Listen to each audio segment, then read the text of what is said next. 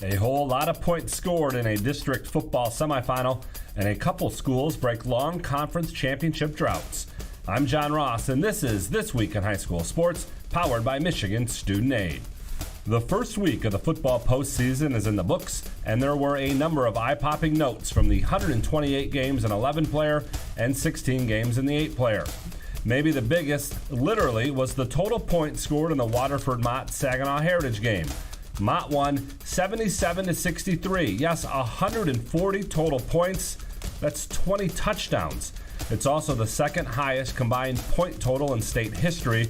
Climax Scots beat Fulton in 2017, 84-62 for a total of 146 points. Our lowest scoring playoff game in round one went into overtime scoreless. In the first OT, East Jordan scored a touchdown and got a 6-0 win over Frankfort, giving East Jordan its first playoff win since 1999. Elsewhere, three three-win teams notched first-round wins: Brother Rice, Orchard Lake St. Mary's, and Benzie Central. And three four-win teams also won: Monroe St. Mary Catholic Central, Sterling Heights Parkway Christian, and Lansing Catholic. The Cougars knocked off previously unbeaten Durand, one of three 9-0 teams to lose in round one. There is one matchup of unbeatens in round two. 10-0 Tecumseh will tangle with 10-0 Riverview for a district title in Division 4. Game balls this week go to Gladwin Volleyball's Erin Brault. She had 31 kills, 18 digs, and 7 aces in a Jack Pine Conference quad as Gladwin won its first volleyball conference championship since 1978. Rockford Soccer's Brennan Karras, his first goal of the year was a game winner, sending the Rams to the semifinals and keeping their unbeaten record intact. And to Anchor Bay runner Thomas Westfall, he set a new school record in leading Anchor Bay to its first cross-country regional championship since 1999. Need money for college? You need My Student Aid. My Student Aid is the go-to resource that helps Michigan families find money to pay for college. Plus, they'll guide you through the financial aid process and answer any questions you have. For grants, scholarships, and more, connect with My Student Aid, helping make college affordable for everyone. Learn more at michigan.gov/MIStudentAid.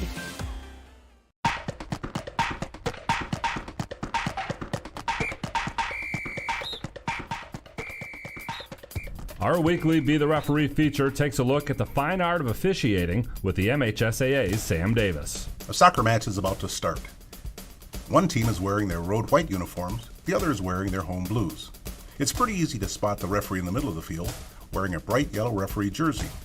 But what if the home team is nicknamed the Yellow Jackets and they're also wearing bright yellow jerseys? Well, soccer officials come prepared. They have a number of different colored jerseys so they can wear something that contrasts with both teams. While yellow is the default color, they can easily change into a distinct uniform if needed, as red, blue, green, and black are also acceptable colors. They may even choose to wear a different color from what the goalkeepers are wearing. The last thing a referee wants to be is mistaken for a player on the field. Thanks, Sam. Now more than ever, we need officials. If you are interested, go to the MHSAA website now to register. November marks the final month of the 2022 fall sports season. A number of sports have their MHSAA finals in the coming weeks. Boys and girls cross country will run at Michigan International Speedway on November 5th. A live stream will be available on the NFHS network. Boys soccer finals are also on November 5th. You can listen to all 4 matches on the MHSAA radio network or watch them all at MHSAA.tv. The girls' Lower Peninsula swimming and diving finals are November 18th and 19th. Division 1 is at Oakland University, Division 2 at Calvin University, and Division 3 at the Holland Aquatic Center. Action from both Friday and Saturday will be available to watch on MHSAA.tv. Volleyball will wrap up their season and crown champions in Battle Creek on September 19th. The semifinals and finals will be both on the radio network and MHSAA.tv.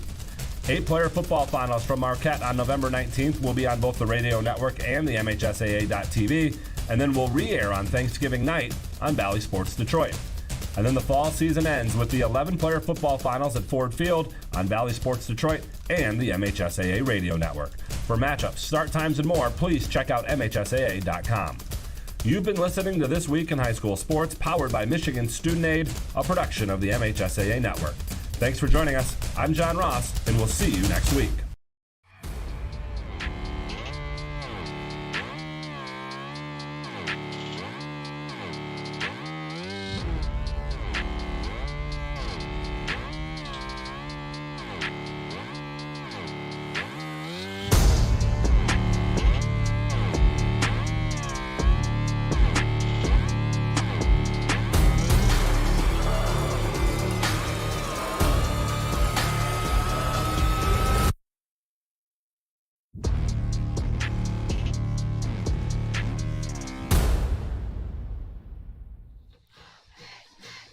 Got a district title up here for grabs tonight as Oakridge welcomes in Belding to Russell A. Erickson Stadium. The Eagles are out for their third straight district title at the expense of the Black Knights. We've got all the action here on CatchMark SportsNet. Along with Phil Anderson, I'm Scott VanSickle, and our title sponsor, North Grove Brewers, is going to bring you our pregame coverage tonight.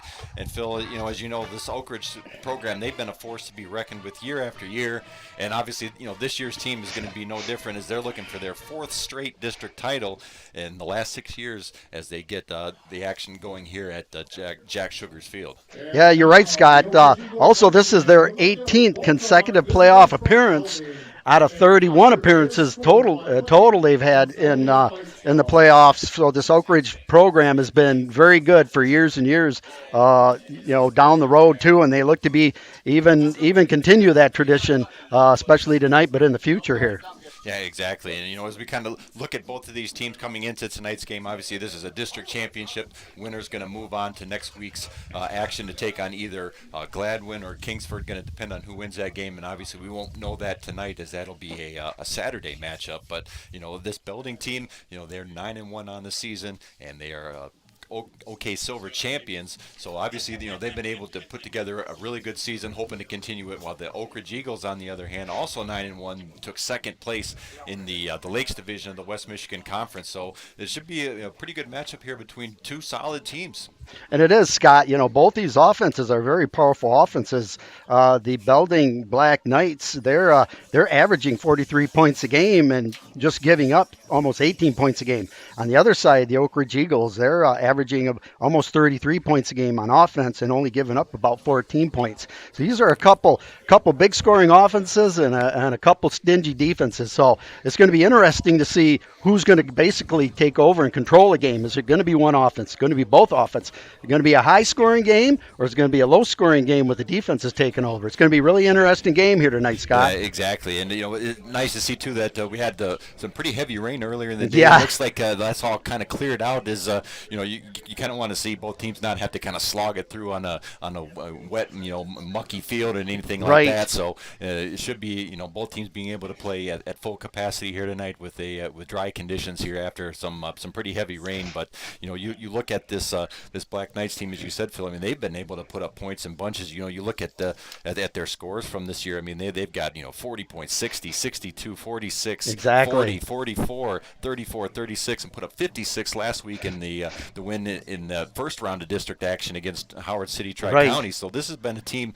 We saw them warming up there. Nothing fancy out of that full house wing T look, but they obviously have been able to put points on the board, move the ball down the field. So it's going to be a good test here for this Oakridge team and to see if they can shut that Belding offense down. Exactly, and it's going to take patience for the Oakridge linebackers too, because that wing T is a misdirection play. The quarterback can hand it to fake and even run himself. So that's going to be a really patience and a lot of quickness and a lot of patience for the linebackers for Oakridge to be able to follow that, not get caught up on the fakes and make those sure tackles. Yeah, exactly. And that Belding offense is going to start with quarterback Anthony Sabinski. I mean, obviously, with his ability in that deception-laden offense, his ability to sell the different fakes as they go through their different fakes throughout the course of the play. How well he can sell those, is going to be key to how well they're able to move the football down, try to freeze, like you said, Phil, those linebackers,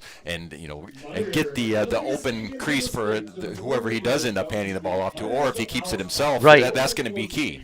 Exactly, Scott. And also, too, Belding Black Knights also have a kind of a trio of running backs they've had this year. They got a senior, Esai Bader, a sophomore, Hunter Conrad. They have been carrying the load towards the end of the season, but to start the season out, they still have Jack Ward and sophomore Gavin Grainer that have also been contributing in that backfield. So they've been changing up some runners back there.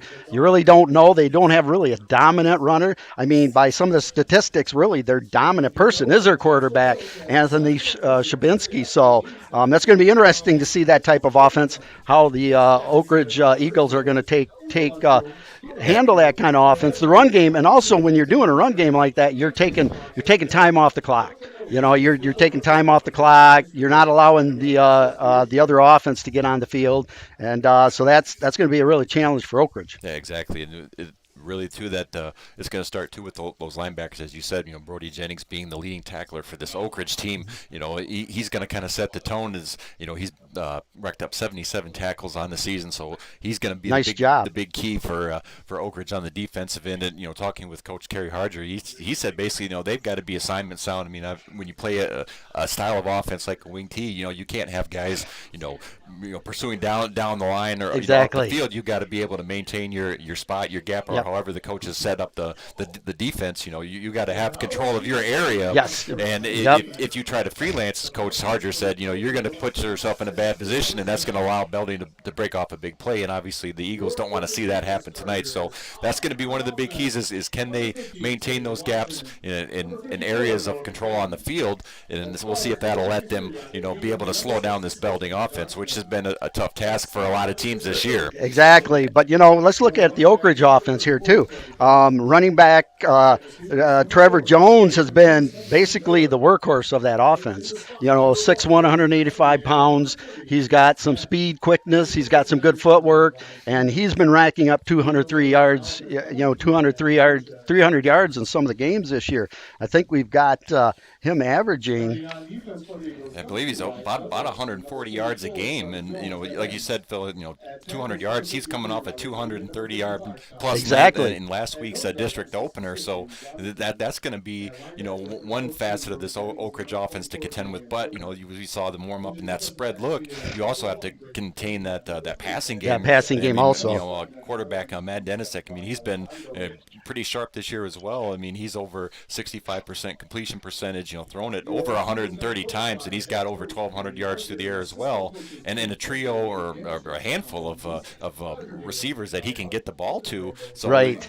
That's going to be a good thing for Oakridge tonight. Is they've got a passing game and a running game they can beat you with. They're not one-dimensional team, so that's going to keep this Belding defense on their heels. Exactly, and that's what makes it going to be making it tough for this Belding team because they spread it out. They have the running ability of Trevor Jones and also the running ability of Matt Denicek. Matt, quarterback, he's averaging 4.6 yards a carry throughout the regular season, and Trevor Jones is averaging 7.2 yards a carry. So when you can get carries like that, you're moving the ball. You're not getting to third down and long or third down and short. You're basically getting first down. So that's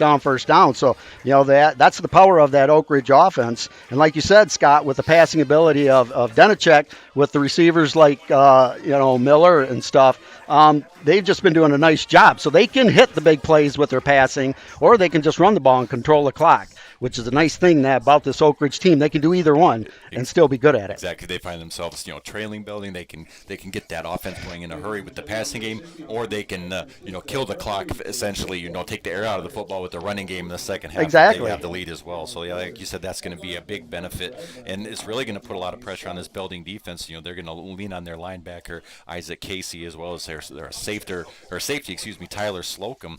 Those two guys have been the leaders all year, and Belding's going to need that again this year if they want to slow down this multifaceted Oakridge offense. Right, Scott. Yep. And so it's really going to be interesting when the thing starts out. Both of them have high-powered offenses. Both of them can do multiple things on offense, and they both have really good defenses. They're not giving up a lot of yards. They're not giving up a lot of carries. They're not giving up a lot of big plays. So it's going to be interesting just to see how this game works out and who's going to take control. Yeah, exactly. As both these teams, as we said, they come in at 9-1. Belding, they're the Oakridge Silver champions, trying to continue their season, while the Eagles, their lone loss came to the conference Lakes Division West Michigan Conference champion Whitehall. So they want to be able to keep their season going as well and represent one of many Muskegon area teams exactly. that are still alive in the playoffs. I mean, we've got games in divisions 2, 3, 4, 5, 6, and 7 yes. with Muskegon County teams that are still alive, looking to make it on. We'll get one in Division 4 as Whitehall and Fruitport are playing each other, but there's a lot of good football here in Muskegon County being played as these teams represent our area, and they're looking to move on next week as well. But it looks like we've got the national anthem. They're about ready to play. We got the band on the field, so we'll have Phil stick the headset out the window here, and we'll listen to the Oakridge marching band play the the national anthem here in just a moment, but it should be a great matchup here tonight between Belding and Oakridge. Both these teams, they faced off 3 times. We'll see if I believe Oakridge has got a 2-1 lead in the series. Yes, they do. And they're going to try to keep Belding from tying things up 2-2 and move on to next week's contest for Gladwin or Kingsford. So here is the Oakridge Marching Band. We'll be back in just a second. And we sing our national anthem.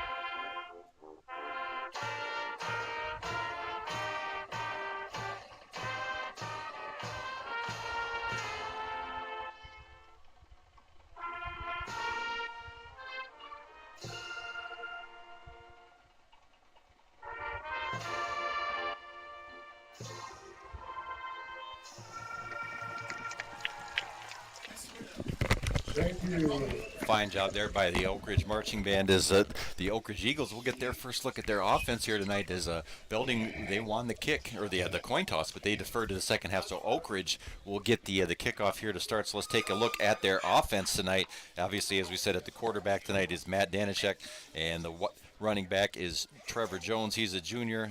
At the slot receiver positions, we have Braden Cunningham, as well as wide receivers Ty Maitland, Evan Miller, and Chris Knapp. And at the offensive line, is going to be a big key for this Oakridge offense to be able to set that tone. As Coach Harger wanted to see his team be physical against this Belding team and be able to outmuscle them. So it's going to start with those big guys up front. We got Taven Watson, Riley Bean, Gage Lowry, Aiden Johnston, and Noah McFadden on the offensive line. So we're just about ready to get things going here as we got the Oakridge Eagles. They got the gray uniforms, shirts and pants with the blue numbers outlined with white. Got those classic blue Oakridge Eagle helmets, and the Belding Black Knights have the white jerseys with the orange pants and the black numbers on the far sideline. So it should be a great matchup here tonight, Phil. You got the OK Silver taking on the West Michigan Conference Lakes Division here on CatchMark SportsNet.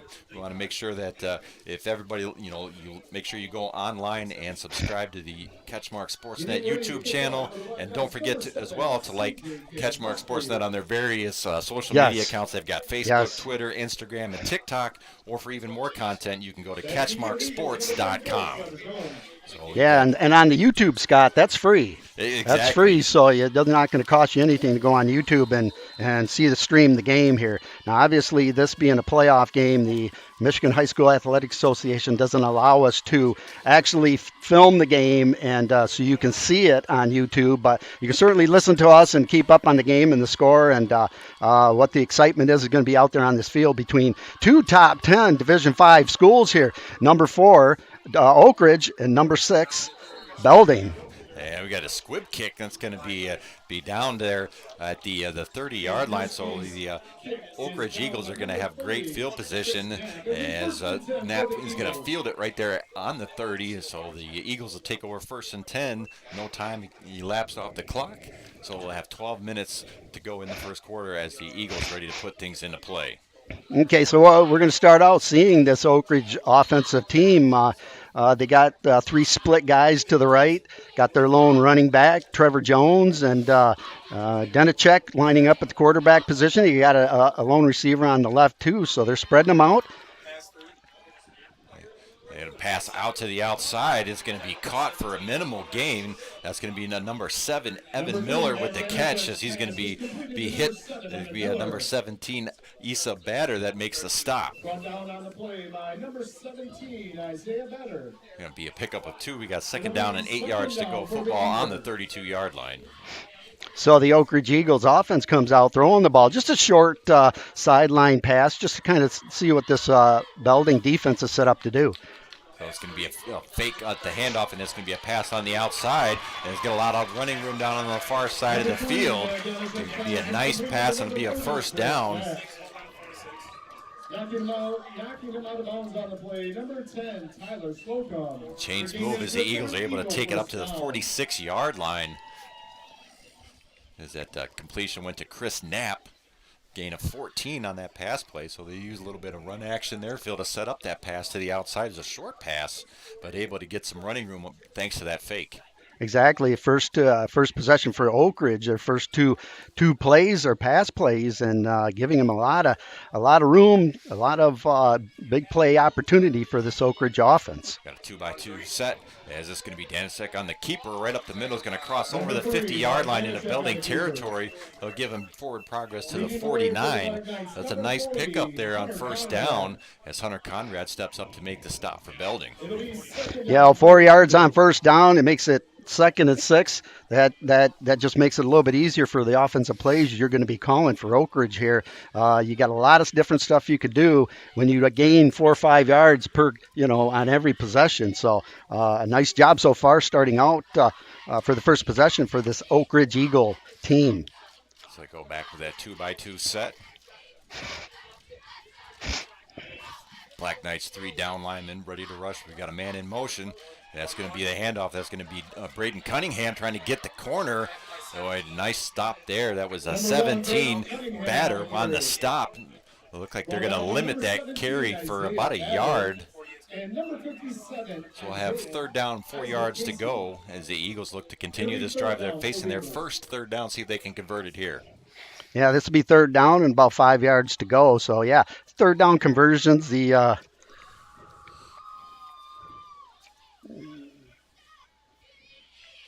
We got a single wideout on the near side of the field. That'll be Evan Miller, 3 on the left.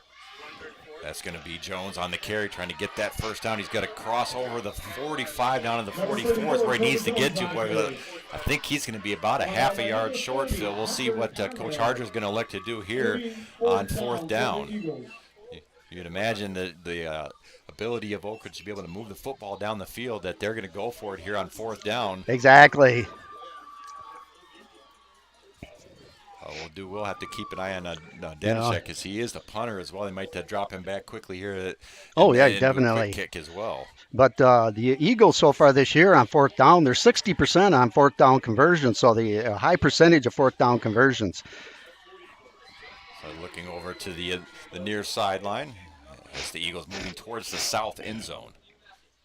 Danasek in the shotgun. He's got Jones to his left. And you're going to go for it here. It's going to be a keep. Danasek, he's got the first down and more as he ran into number 5, Jacoby Will, but not before picking up the first down. Chains will move for the Eagles.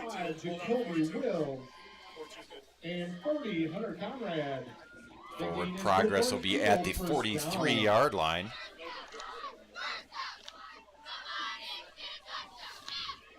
As a quarterback, Danasek, that'll be his 2nd carry of the night. It's going to be Jones on the carry. He's going to get about 2-3 yards before being stacked up by a host of Black Knight defenders. 57 on the stop. That's Isaac Casey, that linebacker we talked about, making his first stop of the night. The first time the Oakridge was going to try to run on that left side of their offensive line, a good stand by the Belding defense right there, only allowing a yard on that pickup for Jones, so 2nd down and 9.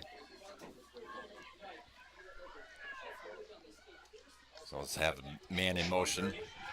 And that's going to be the carry. That's going to be Knapp trying to the left side as he's going to get to the 39-yard line. So they're trying to get that edge on that jet sweep a couple of times as Oakridge, but good job by Belding defensively to not let that edge get sealed and come up and make a stop. Exactly. That's only a couple-yard gain on that play. So the nice job by that Belding defense here.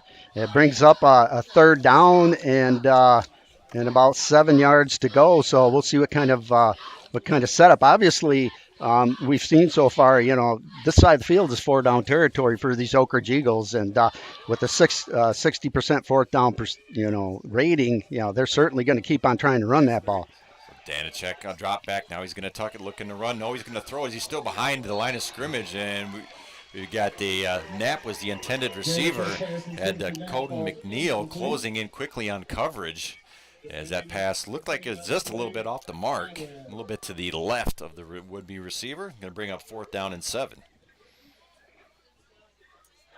Again, this is 4th down and 7, so this is 4th down and long. We'll see if they're going to decide to try to go for this on 4th down, maybe try to draw them off sides, get 5 yards out of it, and then try a short one, or if they're going to just, like you said, Danacek is their punter, so he could certainly punt it from here and pin them deep. Yeah, no punt. This is going to be Danacek looking to drop back. Now he's going to tuck the football as he finds a running lane. As he's going to have the 1st down and more, as he's going to be run out of bounds on the far sideline.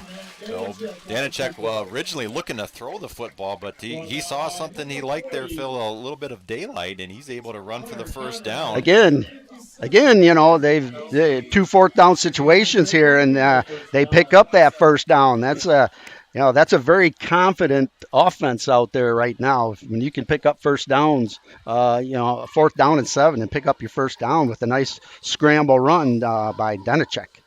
The Belding secondary did have good coverage there that forced Danacek to tuck the ball, but because of that coverage, he was able to have a lot of space to be able to pick up 12 yards and move the chains. So another 2-by-2 as Danacek dropped back over the middle of the field. Got a man open. That's going to be caught. That'll be Knapp on the touchdown strike. 7:02 to go in the 1st quarter.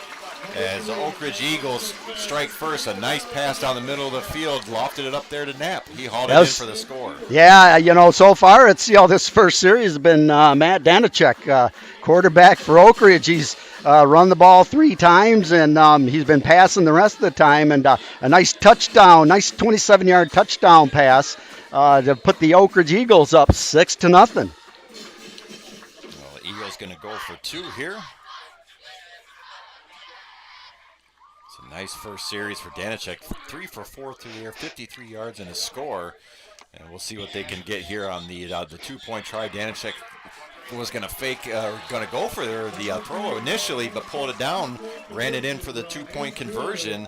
So the Eagles, Phil, staked to an early 8-0 lead as they've come out and looked very, very sharp on offense tonight in that first series. Oh, they did, Scott. This is the first time we've seen Oakridge play because of the division, the increase in the West Michigan Conference splitting up in 2 divisions. Otherwise, we normally see Oakridge play at least once during the fall football season, but this is the first time we've been able to see them in the Lakes Division, and they certainly, look really good so far tonight in that first series for Oakridge here. So Belding's going to have some work to do here as they're going to receive this kickoff. Getting ready to kick off for the Eagles, number 9. As it'll be Ryan Simmons ready to kick the football away. Ryan Cribbins, that right foot ready to boot the football away.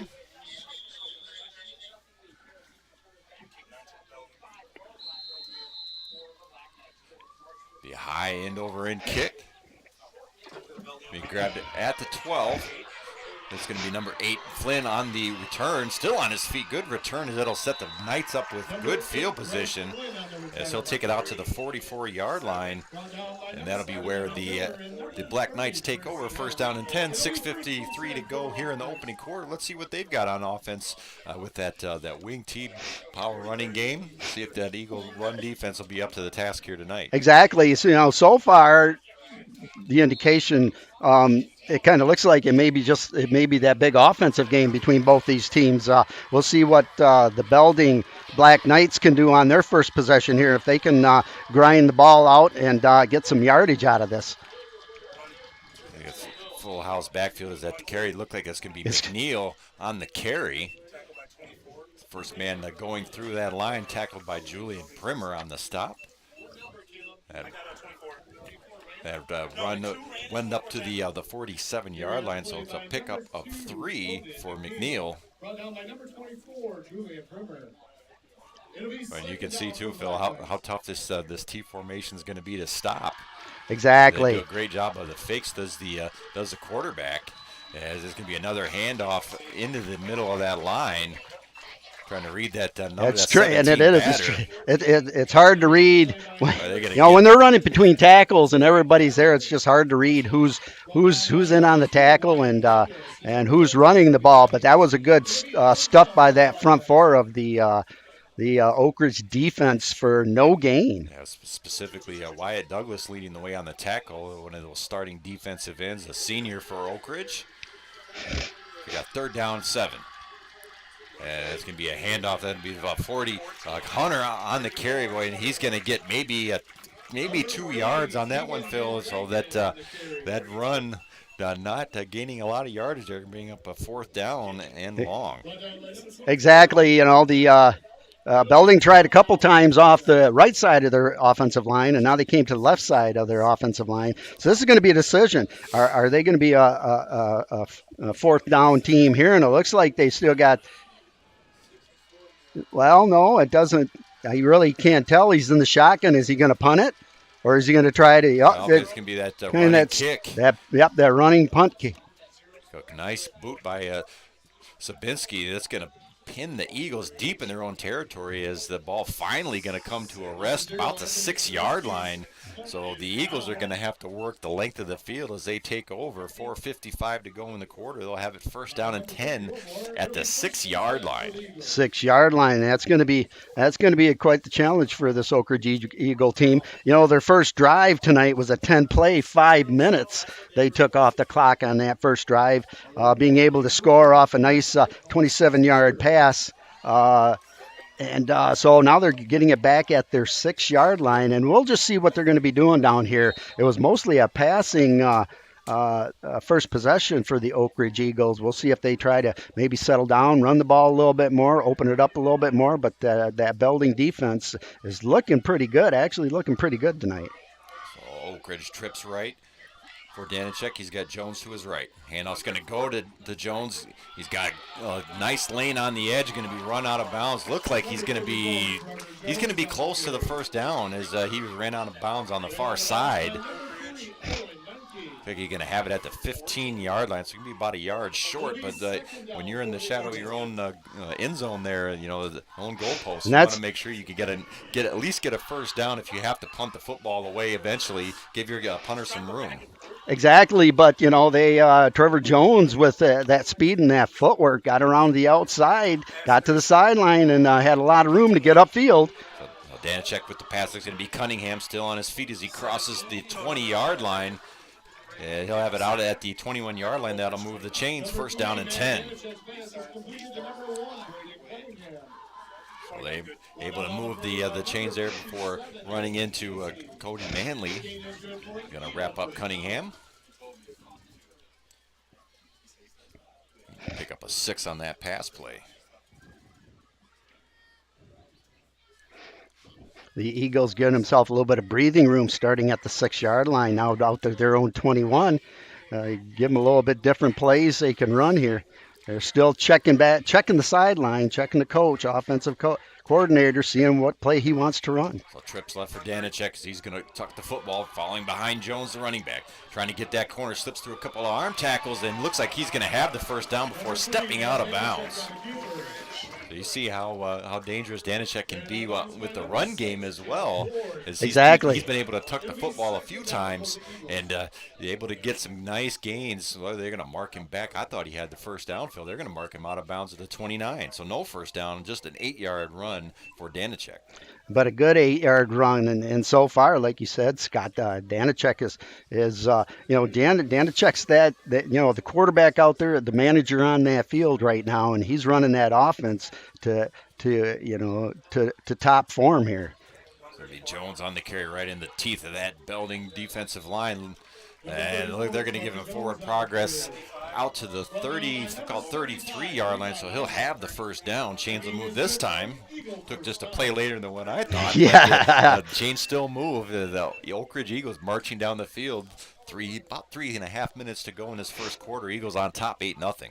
And this is what we expected out of this Oakridge offense. Danacek passing a little bit, running the ball.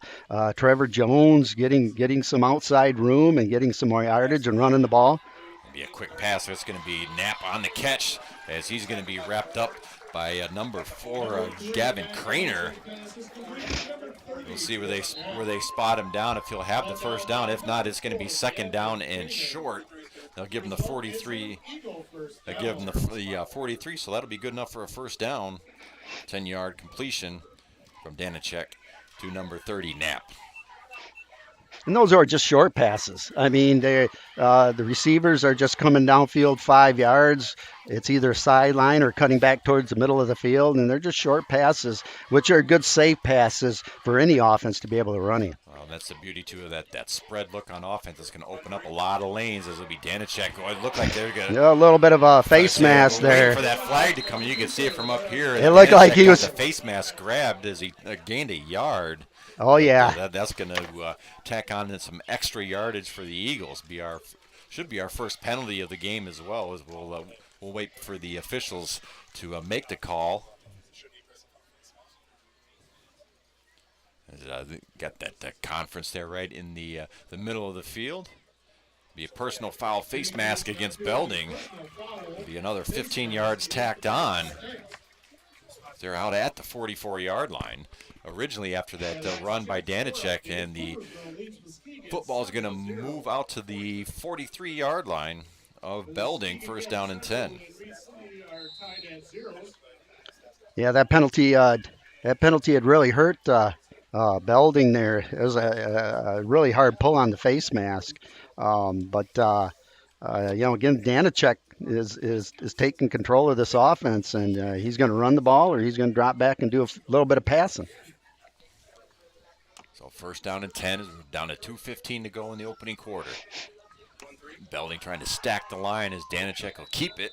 Going to be stopped about a yard short of the 40. So we'll give Danacek credit for a 2-yard run. It's Drew Donovan makes the tackle, as well as Casey, that the linebacker for the Black Knights.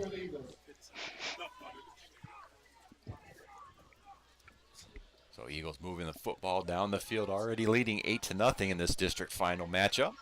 And taking a lot of time off the clock too, Scott. With this short passes and running game, they're been able to eat that time off that clock with just 1:35 left in the first quarter. Yeah, they're about 10 minutes of possession time for Oakridge on the offensive end so far, as Danacek drops back. Quick pass, nicely able to set it up. A little tight pass there. It's going to be a nice gain. It'll be inside the 20-yard line as he went with that little dump-off pass to Jones.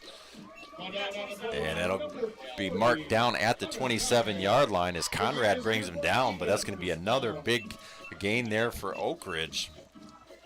A 14-yard completion. Yeah, nice little center screen pass in the middle of the field, and Jones being able to, get some extra yards after that catch too, even after being hit, trying to spin around, put his head down, and get some extra yards off of that gain down to the Belding 27-yard line.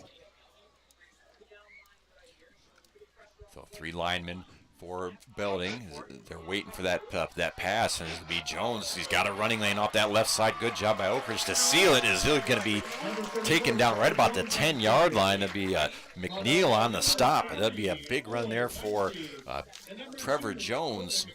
That's going to set up a first down and goal to go, as Jones able to pick up 18 on that run. On that run, it was just kind of like sweep to that left side again, and I can't tell what two receivers are out there, but they're doing an excellent job of sealing off those defenders and giving Jones a chance to cut up field and get some extra yardage. Most definitely is. So it would be first down, goal to go as we're in the final seconds of the quarter. I'm not sure that Oakridge is going to get the playoff as the clock at all zeros. And we'll have Oakridge with a first down and goal to go as we start the second quarter of play. So, you break it down quarter by quarter. You win all 4 quarters, you win the football game. Oakridge 1-0 as far as quarters won in this one, as it'll be a first down and goal to go, like we said, for Oakridge, and they've got a chance to tack another score onto the board and put a little distance between themselves and Belding. Oh yeah, taking it from their own 6-yard line. They've been just, this is the 10th play on this drive, so they're doing a very nice job. They've had 6 first downs in this drive too, and just 4 second downs. They haven't had to get into 3rd or 4th down on the second drive. So that's improving and getting a very efficient offense.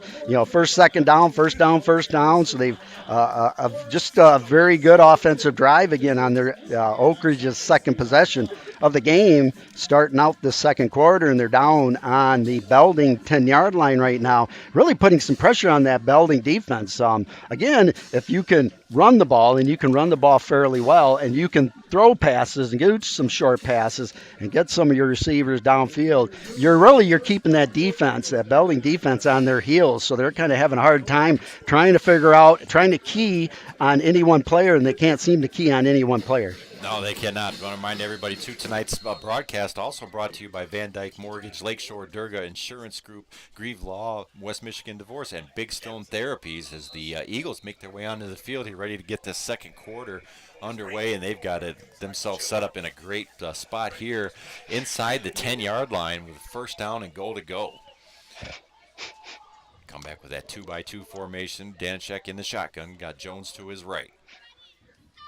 Claps gets a snap from Gage Lowry, and it'll be the quarterback on the keeper, going to bounce it to the outside. He's got the corner, and he's going to go into the end zone. Batter tried to lay out to trip him up, but nothing doing there. Is Danachek able to kind of hop over the outstretched arms of Batter, and he'll go into the end zone for another Eagles touchdown.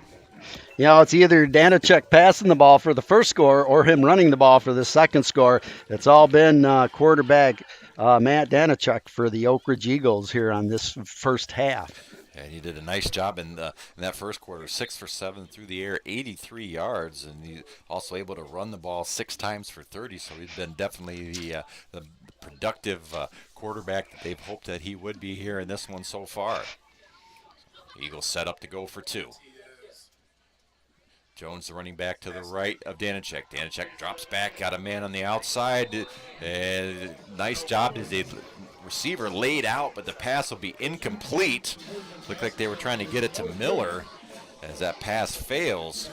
But the Eagles still fill up 14-0 here in the early seconds of this second quarter. And look to that defense again. They were able to get a quick 3-and-out there against Belding in their only possession. Basically they were only able to keep it for 2 minutes was Belding in that first quarter. And the Eagles looking to keep another short drive in store here for this Oakridge or this Belding squad. Exactly. Belding has only had the one possession so far in this first half, and that was in the first quarter. And it was a 4-and-out for the Belding Black Knights. So this will be the Belding's second possession, and they're starting to see fall a little bit behind here to the Eagles. Let's see what if they're going to try to stay, which really Belding should just stay what has got them here into the playoffs. Stay with that wing tee. Stay with trying to fake.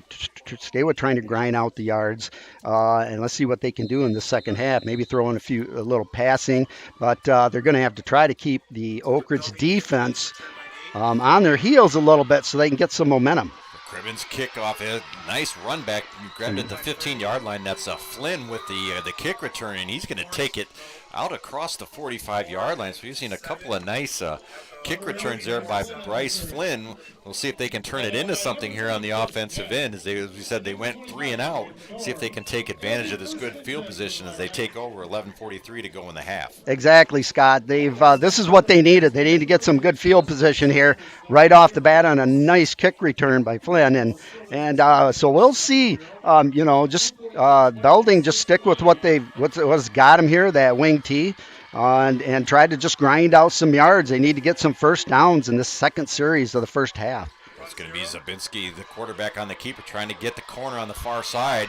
And he's going to get a nice gain on first down as he's going to be wrapped up by Brian Elizondo. First, the best play so far we've seen, just the fourth true offensive play that we've seen, by far the best, is Sabinski, the quarterback on that keeper, takes it to the 46-yard line of Oakridge. Going to be a gain of 8. Yeah, and they went away from that wing T. They just had Sabinski in the shotgun, which they're trying in the shotgun again, and they're going to try to run him again right up the middle. Yeah, going with that power eye look as he just Sabinski just crashes right up the middle, takes it to the 41-yard line. That'll move the chain. So a little adjustment there by Belding. Oh, exactly. Coach Monty Price did a nice job over at Reed City before coming over to Belding. Yep. So that's a sign of a good coach, able to see that full house T formation didn't really amount to much in that first drive. So we'll switch things up, go a little power eye look. And exactly, Scott. They've got a very good coach over there on that sideline. Was with Reed City for 20 years and quite a few playoff appearances for Reed City when he was there. And so they mix stuff up here and do a little bit different offense and try to gain some yardage. Yeah, the Sabinski on the carry again. Boy, he ran into Primer and was at Jones as well. Stopped that run in a hurry. Just a gain of 1 for the quarterback, Sabinski. 3 straight carries for that quarterback. He's just trying to find a lane right up there, right in the middle of that offensive line for Belding, and been able to move the football a little bit here on this first drive. Right, and obviously they've seen Danacek for Oakridge controlling it and doing a lot of running, and maybe they're taking a little script out of that book and having their own quarterback Shabinski trying to run. They're going to go back to that T formation, as it'll be Conrad on the carry, and he's trying to go out to the outside again. And nice job by Oakridge again. We've seen this kind of a similar result, Phil, in that first drive when they went to that T formation. They're able to get 2, maybe 3 yards. Right, and exactly. That was the case here. It'd be 3rd down and long for the Black Knights after that gain of about 2 yards.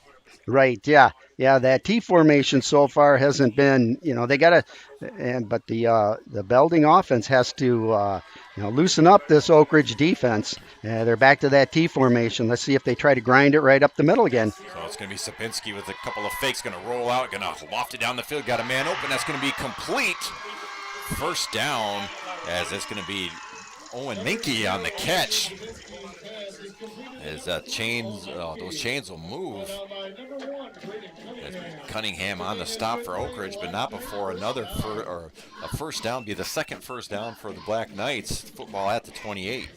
And that was a nice change up for the Belding offense. A little double fake there, and then Sabinski got it to the outside. He could either run or pass. He obviously couldn't run, but he found an open receiver downfield for a nice gain.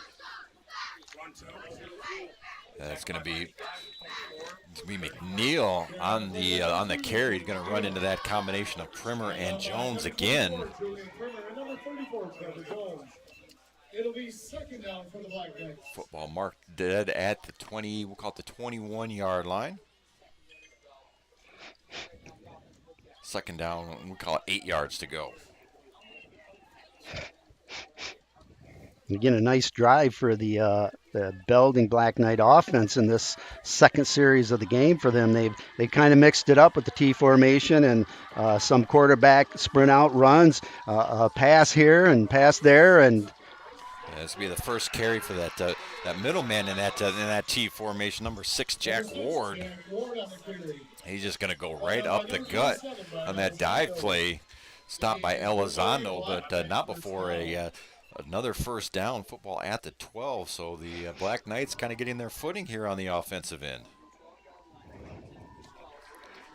Right. This second series, you can see, just what kind of offense the Black Knights do have now. They've, they're able to move the ball. They mix it when they can mix it up a little bit, and not just run right up between the tackles. They've been able to open it up a little bit against this Oakridge defense. So Sabinski, a couple of fakes. He's going to keep it this time, trying to bounce it to the far sideline. Got a nice block on the outside by his left tackle.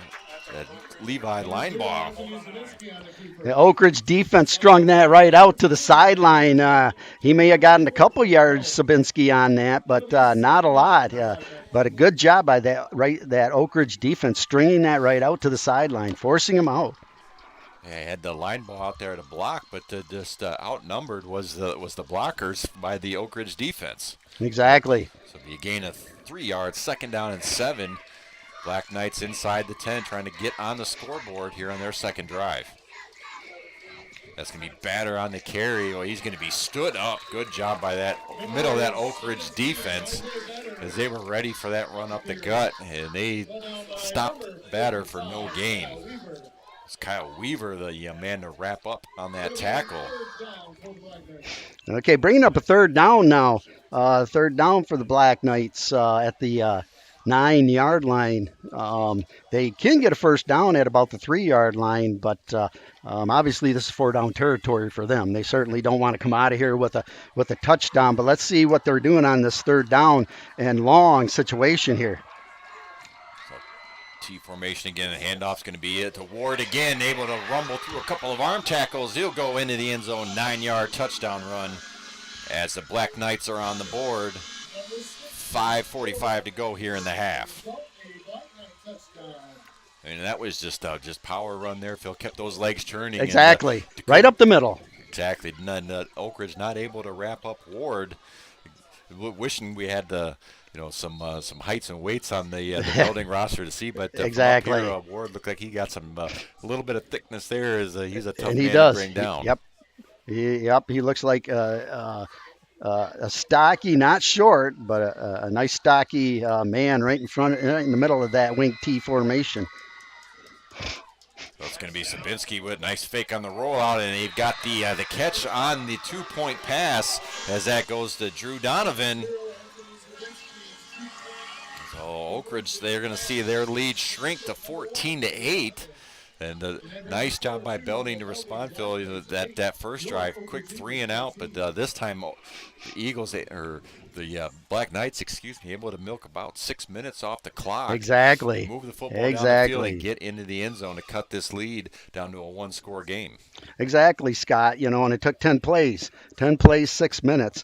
And, we've seen Oakridge do that in their first 2 possessions, 10 plays, 5 minutes. So it looks like that's what both these offenses have done all year is grind the ball out, rack up the number of possessions they've had, and just get down there and score. And I'm going to remind everybody, too, our second quarter also brought to you by Green Ridge Realty with Chris Dykema and Sarah Reel, Foundation Systems of Michigan with John Botten, Coldwell Banker with Dave Dusenberry, and Scheid Plumbing, Heating, and Cooling. So it'll be C.J. Kazmersky ready to kick the football away. Got the number 7, Evan Miller, the deep man for Oakridge.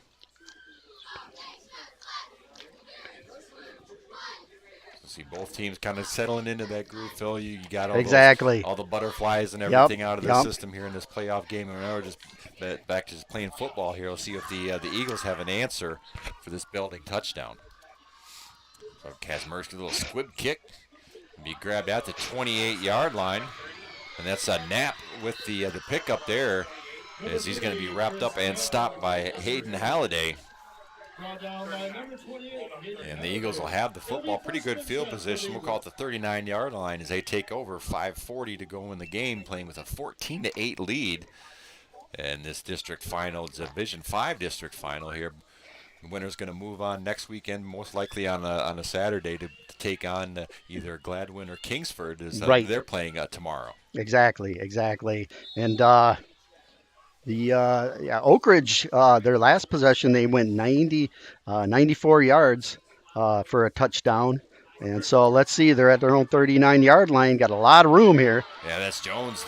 Got a couple of would-be tacklers hanging on. That was the number 40, Conrad, that's able to finally drag him down. A little bit of a high handoff. Looked like Jones had to kind of collect it a little bit while he's running, but did a nice job. Didn't lose possession of the football and got a nice gain there.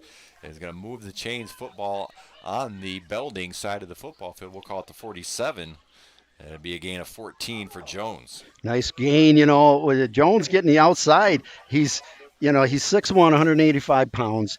He's got quickness and he's got some speed. He doesn't have blazing speed, but when he gets out there, he can certainly move and make you miss, and he's certainly a tough runner to bring down. That's going to be Jones again trying to get the edge, going to cut it back inside. Nice job to see that hole. Runs through it, one tackle. Can't get away from Conrad, but not before another big gain. As Jones, he'll take it down to the 30-yard line. So a couple of big runs for Trevor Jones, the junior, to start things off. They'll give him his forward progress down to the 29, so that's going to be an 18-yard run. So back-to-back runs of 10-plus yards, and the Eagles right again, closing in on the red zone. Exactly, and that kind of gives us a reason why he's averaging 137 yards a game and 7.2 yards a carry throughout the season with runs like that. It was a sweep to the right. He just stopped, cut, avoided one Belding tackler, and cut it right back and upfield for a nice 17-yard gain. Trevor Jones. So Danchek empty in the backfield. He's going to send Jones in motion. Going to take it on the sweep. Got a nice running lane off the right side. Takes it down to the 20-yard line as Batter's going to wrap him up. And that's going to be, we'll call it you should be second down, about a yard to go. Nice job there, Jones on the sweep. So they take him out of the backfield, put him up at the slot, put him in motion, take him on the jet sweep, and he's able to get a nice gain, another 9-yard run. Exactly, and we, whether it's going left, running right, running up the middle, or running from side to side and running sweeps. Trevor Jones is starting to rack up the yards here on this third possession. So far, he's at all 3 carries on all 3 plays here. Danachek, he's going to have it this time. Look like that was Conrad that tripped him up. Be a first down on that short run for Conrad. Didn't need a whole lot, but he's able to get the first down, a gain of 4. Eagles are now in the red zone knocking on the door. Well, apparently Danachek had enough of Trevor Jones running. It's his time to tuck it and run up the middle, and he's got enough 5 yards for a nice first down. So both of them are competing for let's running the ball and scoring again. Down to the Belding 15, 16-yard line. First down. Had some scores to pass on. We had Mona Shores leading Grand Rapids Forest Hill Central 7-0. Coopersville over the Muskegon Big Reds 7-0, and Fruitport leading Whitehall 6-3. So we got some close games so far here in the early going in our larger divisions. Mona Shores in Division 2, Muskegon Division 3, and Whitehall and Fruitport in Division 4. As we got a timeout on the field as the Eagles, obviously didn't like the look that they got from that defense. So I mean, not a bad idea. You got 3:16 to go in the half. Exactly. You've got all your timeouts. Why not burn one? Make sure you've got the right play called. And as you're trying to, make up for that score that Belding had on the previous possession. Right, and this is it's not only a playoff game; it's an important game. It's a game against 2 teams that are going to really challenge you on offense.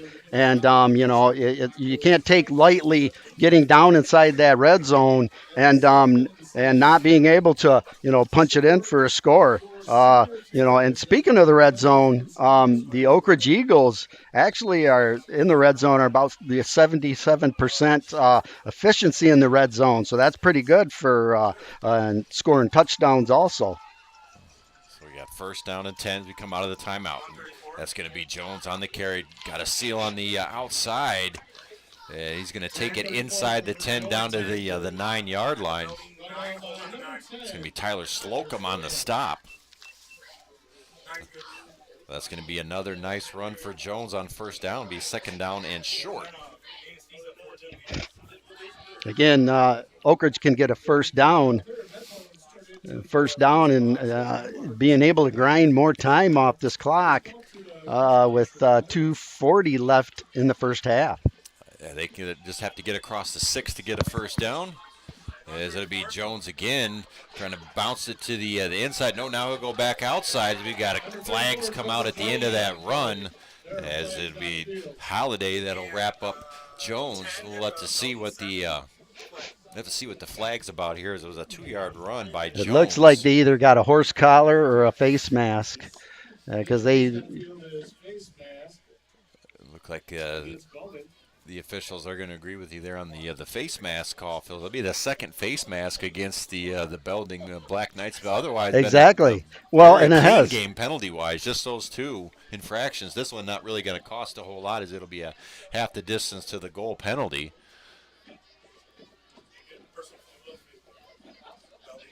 But the bad thing about that penalty, though, is the yardage will give a first down. Right, exactly.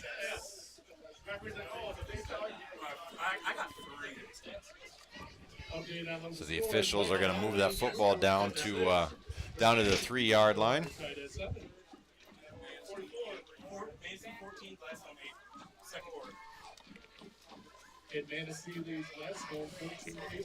We had Whitehall there able to put up a couple of scores there. They now lead Fruitport 10-6, and the Big Reds able to tack on a score. They're tied with Coopersville 7-7. Yeah, see these district final playoff games. It's some tough games. High scoring. Whitehall Vikings are being held very well by the Fruitport Trojans, who are a very tough high scoring team too. So a lot of good competition going out there tonight in the West Michigan high school football playoffs. Exactly. We had Oakridge take their second time out. And we're talking about those playoffs. Just kind of take a look at the various Muskegon County teams still in the hunt here for a state championship. We already mentioned Mona Shores.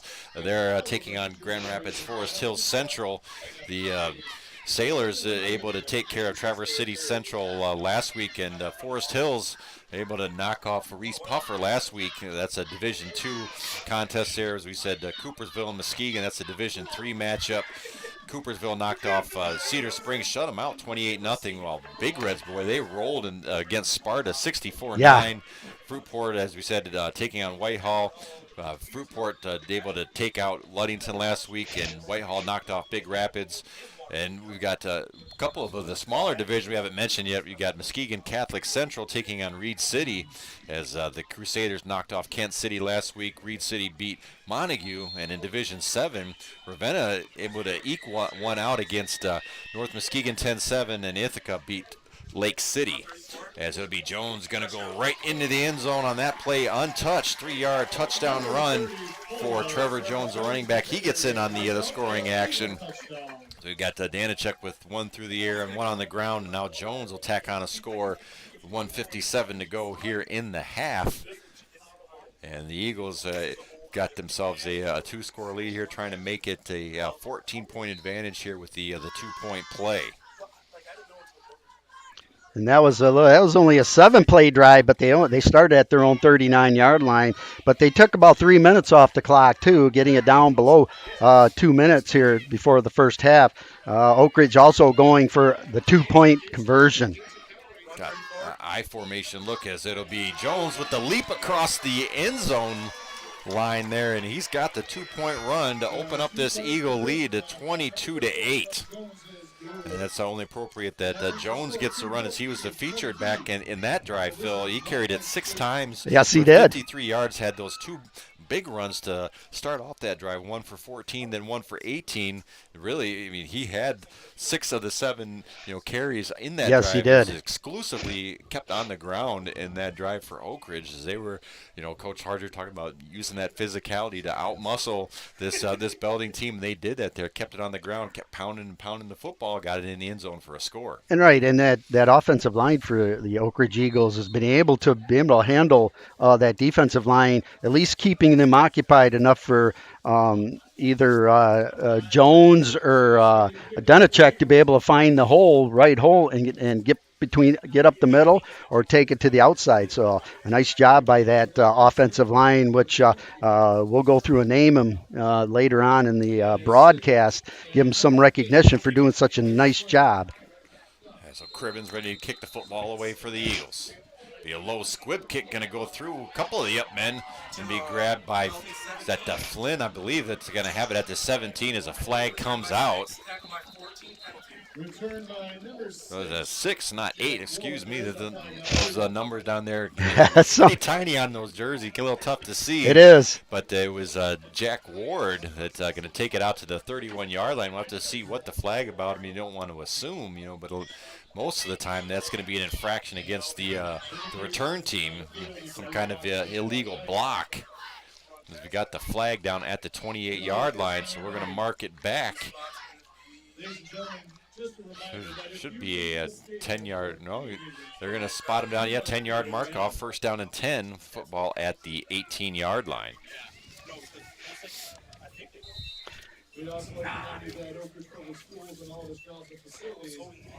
Belding able to kind of get that offense in gear on that last drive, able to cash in, get it into the end zone, go back to that T formation. Got a wide out split wide to the right side of the formation. That's going to be Ward on the carry. Boy, he's going to be stacked up. Boy, nowhere to go by that Oakridge defense. And we got a late flag come out at the end. Kind of a late flag coming in. It kind of makes, the last series for Belding offense, they had 10 plays, 6 minutes off the clock. They've only got 141 left for the first half, so you would expect them to do a little bit of throwing the ball and opening things up a little bit if they want to score before halftime. A big penalty here against Oakridge, personal foul penalty, just giving Belding a nice 15-yard gain on that play up to their own 34-yard line with first down. Yeah, it was just a 1-yard gain there for Ward, but the penalty, that's going to move the football up to we'll call it the 34-yard line. Mark off a 15, the first penalty of the night for the Eagles, as Belding will have it first down and 10. As Phil said, we're in the closing minutes of this half, 141 to be precise. Black Knights have all 3 timeouts as they give the handoff to Flynn, trying to bounce it out around the left end, as he's going to take it down to the 37-yard line. So not a lot there on the run. Elizondo is going to force him down. Second down and 7, as the clock does continue to roll.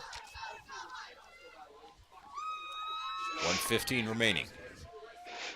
Sabinski under center. Going to drop back, looking to his lone receiver down the field. Got a man open. Oh, overshot the receiver as he had Minke able to beat Cunningham with that speed, but pass overthrown by Sabinski. Yeah, Cunningham. Was that the receiver? Number 3, that was the intended receiver. Mikey, yeah. He did. He had a step on. He had a step on the defensive back. A nice pass. We haven't been able to see the arm of Sabinski yet, but that was a nice 30-yard, 35-yard throw downfield. So kind of open it up a little bit here for. Batter on the carry. He's going to cross the 40-yard line down to the 41, and he's going to run into Evan Miller, who's going to take him down in a hurry. So it will be 4th down and 3.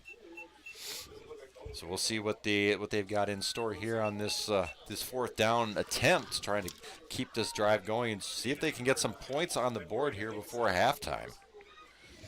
They're down to 35 seconds to go. It'll be a punt, so the Black Knights just elect to play it safe. It's going to take an Oakridge hop, and it'll be down there by number 3, Menke, at we'll call it the 34-yard line. So we'll see what Coach Harger elects to do here if they want to try to tack on a score. They've got 1 timeout to go. We'll see if they go with that passing game to try to get a big play down the field. Well, exactly. Some kind of quick score. Exactly. 29 seconds to go. So far in this first half, Oakridge does have the momentum. Why not try to tack on something or play it safe? I mean, they could really do anything. I mean, they've got that nice center screen that they can get a bunch of yards off it too. If they got these defensive backs kind of backed up, they're going to protect deep center and deep outside on the field. So let's see what. Yeah, Be a quick pass. That's going to be Jones out of the backfield. Got it. Going to step out of bounds. He took a lick there from a 28. That's Holiday. But more importantly, Jones able to get out of bounds. Going to save that timeout. 23 seconds, so not a lot of time came off of the clock. Oakridge able to get 11 yards. Whitehall now leads Newport 17-6. It heard over the PA there that the Vikings of Whitehall able to tack on another score, so they lead 17-6 over Fruitport. It would be Danchek. Quick pass, trying to get it outside on the far side of the field to Knapp, and going to go through his hands and incomplete. 2nd down and 10.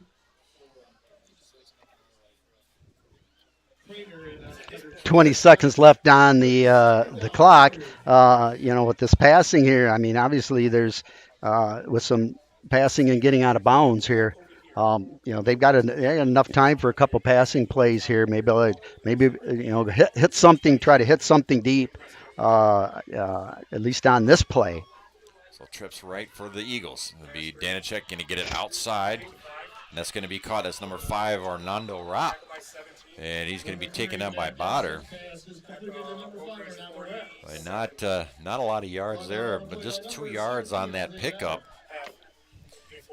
And looks like we're going to end up going to the half here as the Eagles not able to get anything going down the field. But more importantly, Phil, as we get the halftime, coming up here, they've got themselves in front, two quarters in the books, and the Eagles find themselves in front. So 2 for 2 in winning those quarters like we talked about, and they've got themselves in position to collect another district championship, see what the second half will hold.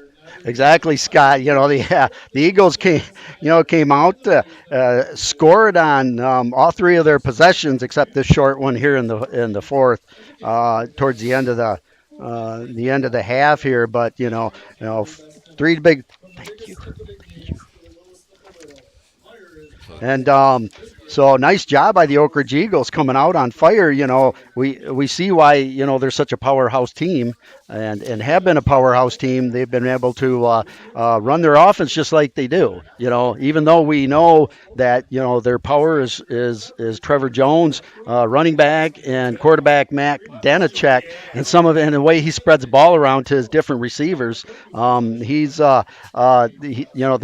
controlled this game so far in the first half. But this game is far from over. The Belding Black Knights didn't get 9-1. And play not hardcore football. So I think with Coach Monty Price is going to go in the locker room and he's going to come out with a game plan in the second half for Belding and try to mix up. I think he's going to mix some things up a little bit, throw in a few passes. I'm sure they've got some other plays that Oakridge hasn't seen that he might be able to throw in and try to keep that Oakridge defense a little bit on their heels, which is what they did in that second possession. The Black Knights took 6 minutes off the clock, ran 10 plays to score their lone touchdown of 8 points. So we know Belding can do that. They've just got to be able to put it together and get things rolling. And in the second half, I'm sure we're going to see a different team, Belding, coming out here in the second half. Yeah, exactly. But I mean, really, you look at things too, Phil. That that first drive of the game really set the tone for Oakridge. They came out, marched the football down the field. As we said, they took 5 minutes off the clock, able to get a nice mix of pass and run game, mostly pass from quarterback Matt Danachek as he got that big touchdown pass. It was a 27-yard connection with Knapp, and they were able to get on the board first, and that left Belding playing catch-up, really the rest of this half. And then the defense for Oakridge steps up, gets a 3-and-out, and then that offense comes back, more passing through the air, and they're able to move the football down to the 9-yard line to end that first quarter, and then Danachek's going to take it in the rest of the way in the first play of the second quarter. And you get a couple of possessions and a 3 and out on the defensive side. You've got yourselves in control of this game, and now Belding, they've got a 2-score deficit to make up. They do get the ball to start the half, but right. Like you said, It's probably a smart thing they did then. They've got to play catch up here, and Oakridge have got themselves in a great position here after the first 2 quarters of play. Exactly, Scott. But with the offense that Belding runs, their offense is not a come from behind offense with that wing T. It's just not a come from behind offense. So that's why I would expect them to kind of change stuff up in the second half, because if they're going to try to come back down by 2 touchdowns here, and obviously if Oakridge comes out firing on all cylinders and continues to control the ball on offense and score, Belding's going to have a hard time catching up unless they can start getting some big gains, making some big plays on offense, and start scoring at will. And I think they're going to have to go away from that wing T somewhat in the second half to be able to do that. And we did see that too, or that we had a couple of pass attempts there for the quarterback Sabinski, and that one down the field where he couldn't connect with Mikey. I mean, he was wide open, was Mikey, but just a little too much mustard on that fastball, so to speak. But yeah, you can tell the kind of arm that he has. So like you said, Phil, I think you kind of have to come out of that T formation to be, if you're forced to put the ball in the air a little bit more. Obviously, you got one man going down the field at the wide receiver. You got 3 backs behind the quarterback. Right. It's going to make it tough when you're going 1-on-2, 1-on-3, depending exactly on how the coverage sets up for Oakridge. Exactly, and that's where with Oakridge's defense, they kind of got one-on-one on the outside. They're putting those cornerbacks kind of on their own, but there's only one receiver, like you said. They're split out for the Belding Black Knights. So because Oakridge is taking their defensive backs and they're crowding that line of scrimmage to stop those runs. So if they can continue to do that and they don't get beat downfield, it's going to be tough for Belding to throw the ball. But we have seen some nice throwing ability from Sabinski, and if he can just start hitting his receivers deep downfield and making some big plays, and I think that's what they need to do in the second half to start putting more pressure on Oakridge, because right now Oakridge is controlling this game on their home field. Yeah, and really, we talked about it a few times. It's that those front 5 there on that offensive line. I mean, you look at some of these running attacks there for Oakridge. I mean, they've got holes, big holes to run. Yes, they do. I mean, you can see them clear as day up here. So it's not just where Jones or Danishek has to kind of knife through a little sliver of daylight. I mean, they've got big gaping holes, and I mean, those big guys up front are doing a whale of a job. You talked about giving them their credit. Well, now is a good a time as any. It starts with Gage Lowry, that captain senior at the center position. The guards tonight are Riley Bean, also a senior, Aiden Johnston, he's a junior, and the tackles, Taven Watson, the senior captain at the left tackle spot, and Noah McFadden, a junior, at that right tackle spot. Those guys have really been able to give Danishek time when he does exactly. the football down the field. But exactly. Just the lanes to run the football with have been just massive by those 5. I mean, the receivers too. They've been able to get a lot of nice blocks as well to help set those edges. That's when a very Eagles good do key. elect to go outside as well. So that's kind of an underrated aspect of football is getting the wide receivers to block down the field. And right. The Eagles, they certainly bought into that here, and it's been evident in this game and evident on the scoreboard as well. Yeah, believe it or not, it's tough to teach receivers how to block because they're worried about catching the ball and running downfield and making the big plays. But if you got some receivers on the outside that can block, I mean, you've just added a totally different dimension to your offense. You can get around the outside. You're going to be able to get a running back out there. You're going to get blocking downfield by receivers if you can get a screen outside there. So it just adds a different dimension to your offense. With Oakridge here, they've already got a lot of their key offense covered with good linemen blocking, making holes.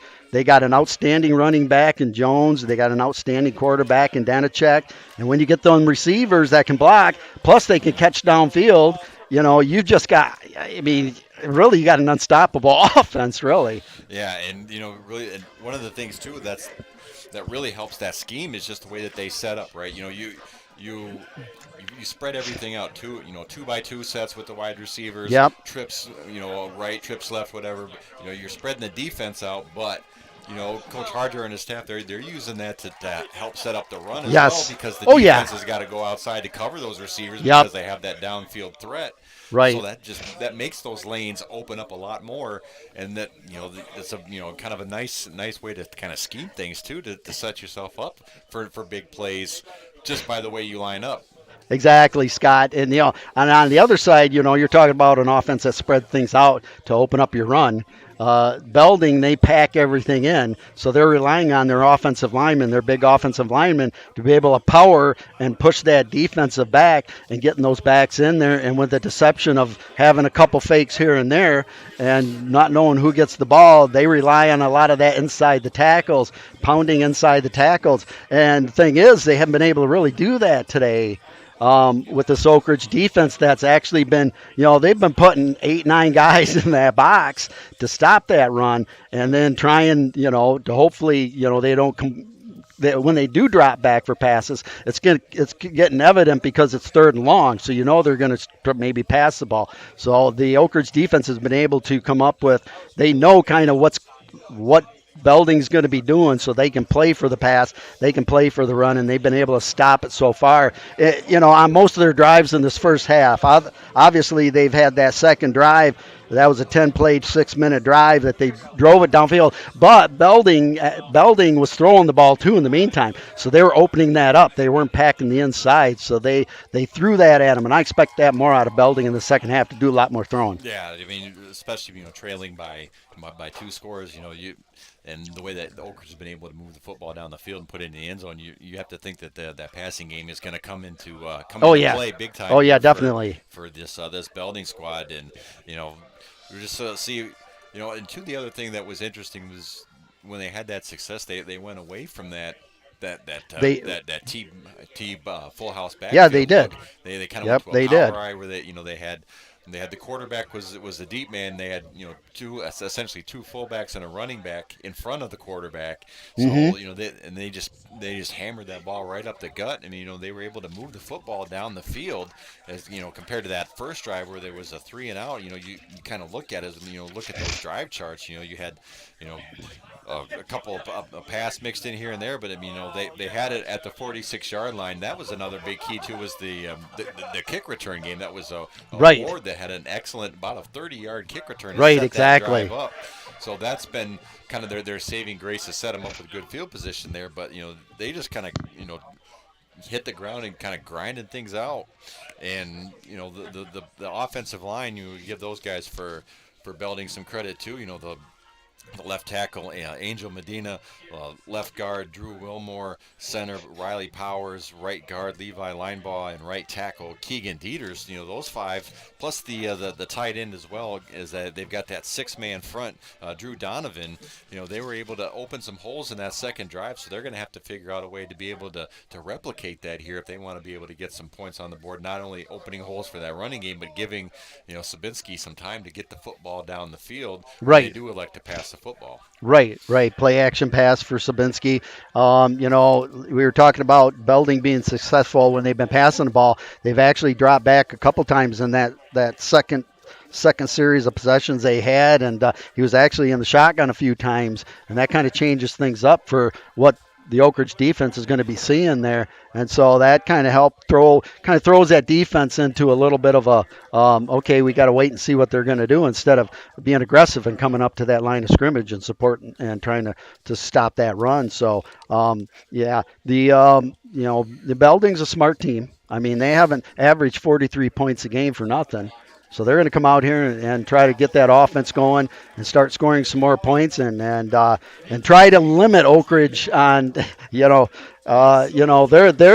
their gains. And their time of possession too. The time of possession has been just one-sided with the Eagles. I've got them for around out of a 30-minute half, they've possessed got at least 15 to 17 minutes. They possess the ball, out of 30 minutes. That's limiting the the Belding offense of being on that field and trying to get something going. So again, that for Oakridge has been a something that they've concentrated on doing. Yeah, exactly. We you talk about that. I've got the official stats here. 14 minutes. We've got two 12-minute quarters. So they've got the ball. 14 minutes 17 seconds. While the Belding Black Knights, they've got 9 minutes and 43 seconds worth of possession time. So that's that much extra time that Oakridge has been able to milk off the clock and keep Belding from able to do a whole lot. You look at the the overall offense. First downs, Oakridge, well outgaining them there, 15-5. You look at the rushing yards, big disparagement there too. Oakridge 21 carries, 133 yards.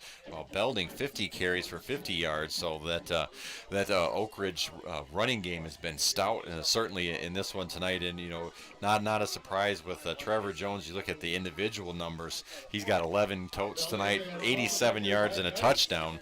So he's well on pace for his 137 plus yards per game. Oh yeah, definitely. And, that Oakridge defense, with the way that this Belding offense is set up, they're set up to pound the football with that whether it's that T formation, power I, whatever they come out with, 50 yards, that's pretty good though for Oakridge to be able to shut them down. And you look at the it is numbers, exactly. You got 16 passing yards for Belding, and then Oakridge got 87 yards through the air. You look at the numbers. Danacek 8 for 10 through the air, 87 yards. We said he did have that touchdown pass. He was able to connect with Chris Knapp. He's the top receiver tonight for this Oakridge Eagle squad. 3 catches, 51 yards, and on the Belding side of things, Sabinski not called on a lot to throw the football. Just 2 attempts, 1 completion for 16 yards. That went to Owen Meinke. And you look at some of the tackling numbers as we expected. Hunter Conrad for Belding. Right. He was going to be able to play a big role in things. Casey as well. Those are the top 2 tacklers. Conrad with 8 and Casey with 5. And then on the Eagle side of the ledger, Elizondo's got 7 stops. Primer and Jones both with 5 each. Brody Jennings, the leading tackler. They kind of run away from that middle there, and that Belding has. They tried for the edges, so they're trying to get the ball away from those linebackers. Away from the linebackers, trying yes. to get the matchups with defensive backs, which they think it can favor them. And so far the Eagles have been up to the task there, and so it's been a nice first half here. We got the teams warming up here for the second half. So we got a couple more minutes as we kind of talked about earlier, Phil. Some of those playoff matchups, it should be. We got a lot of interesting ones too. Muskegon Catholic Central. We didn't really talk about some of the smaller ones. Right. They've haven't had a JV team this year, so they've got everybody up there on the varsity. But that's one of those traditional powers in the West Michigan area, and we still haven't heard a score from that ball game yet. No, we haven't. But the way that they've been able to move the football down the field is Convertini. I forget his first name, but he's done a great job moving the football down the field for that Catholic Central squad. And you have to imagine he's going to be a big focal point of that game plan. Is Reed City, boy. I mean, they put a thumping on Montague last week, 44-15. So right. Obviously, Reed City, a very tough squad. They're the top seed in this district. Yes. So I mean, they got there for a reason. So we'll try to keep a little attention to see if we can hear some scoring updates from that one. Ravenna and Ithaca. I mean, that's in one of those. Ithaca, they really have come along within the last. They have. 10 plus years. Yes, they have. Football program to become a power. They were Division 6 years past, now in Division 7. But I mean, Ravenna, they were able to finish second in the Rivers Division behind North Muskegon. North Muskegon, ran the table in division play during the regular season. Yes, they did. But the Bulldogs flipped things around there in last They did week, in that pre-district playoff. They really surprised the North Muskegon Norsemen. Yes, they certainly did. And as we said, we got some key matchups here. Forest Hill Central, Mona Shores. I mean, that one kind of, a couple of the teams, I believe that they faced each other earlier in the season. So, they're going to get another crack at things there. And those Big Reds, being kind of held at bay by Coopersville last we heard. Right. And, yes. That's kind of surprising is Coach Fairfield, he's done a great job over the years at Yes, at he has. Muskegon, and as they're trying to move on here, they put a thumping on Sparta, which both of these teams too, coincidentally played during the regular season. Yes, they did. And both teams able to knock off that Sparta team, and in Division 4, the interesting matchup, you got Whitehall. They've been, whether they're number 1 or number 2 in Division 4. In Division 4 in the state, most of yes. the season. They've been that. Yep. They trailed a little early on. They there did. at the It Fruitport, but looked sounds like a surprise. They kind of got that offense back in track as they were leading 17-6 at the last update that we had heard. So we got a lot of good football games going around here in the Muskegon area. We got a good one here for the Oakridge Eagles. They lead 22-8 as they'll kick the football away to Belding. Excuse me. Remind everybody our broadcast tonight brought to you by our title sponsor, North Grove Brewers, but you can't forget Van Dyke Mortgage, Lakeshore, Durga Insurance Group, Grieve Law, West Michigan Divorce, Big Stone Therapies, Green Ridge Realty with Chris Dykema and Sarah Reel, Foundation Systems of Michigan with John Botten, Coldwell Banker with Dave Dusenberry, and Scheid Plumbing, Heating, and Cooling. So Cribbins ready to kick the football away and be a short kick. And that's going to be a bouncer there, grabbed by number 9, Pablo Velasquez, as he's going to take it out to about the 48-yard line. And the Black Knights will take over. First down and 10. Once again, Phil, good field position. They were able to take advantage of that on that scoring drive. See if they can replicate that here as we kick off the third quarter.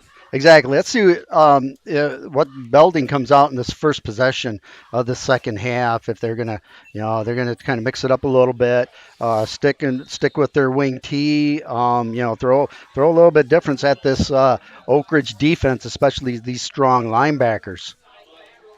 But that's not going to do it right there. No, Chase Strauss on the carry. Dakota Smith, one of those returning seniors. Jennings also in on the tackle. Boy, not much running room. Look like they're going to actually lose a yard. Second down and 11. Exactly, and that's the first negative yardage we've seen in this game from both teams. Yeah, they've been all positive yards for both these teams. Football at the 47-yard line. You look at I believe it was Jones. If you look at the season stats too, Phil had 11 tackles for loss and 4 sacks from that defensive end spot. As the Eagles are going to pack the line here, the handoff going to go to McNeil, and it's going to be 77 Smith again on the tackle.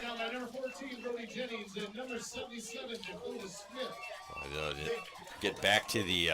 Looks like they gave him, so gave him a 1-yard gain. McNeil, yeah.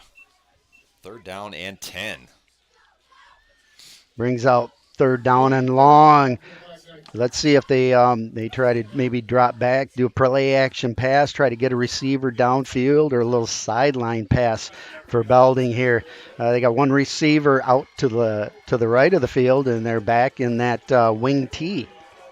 And the Eagles packing the box again. It'll be Sabinski on the keep. Boy, he's in trouble, and he's going to be brought down. Big loss. 77.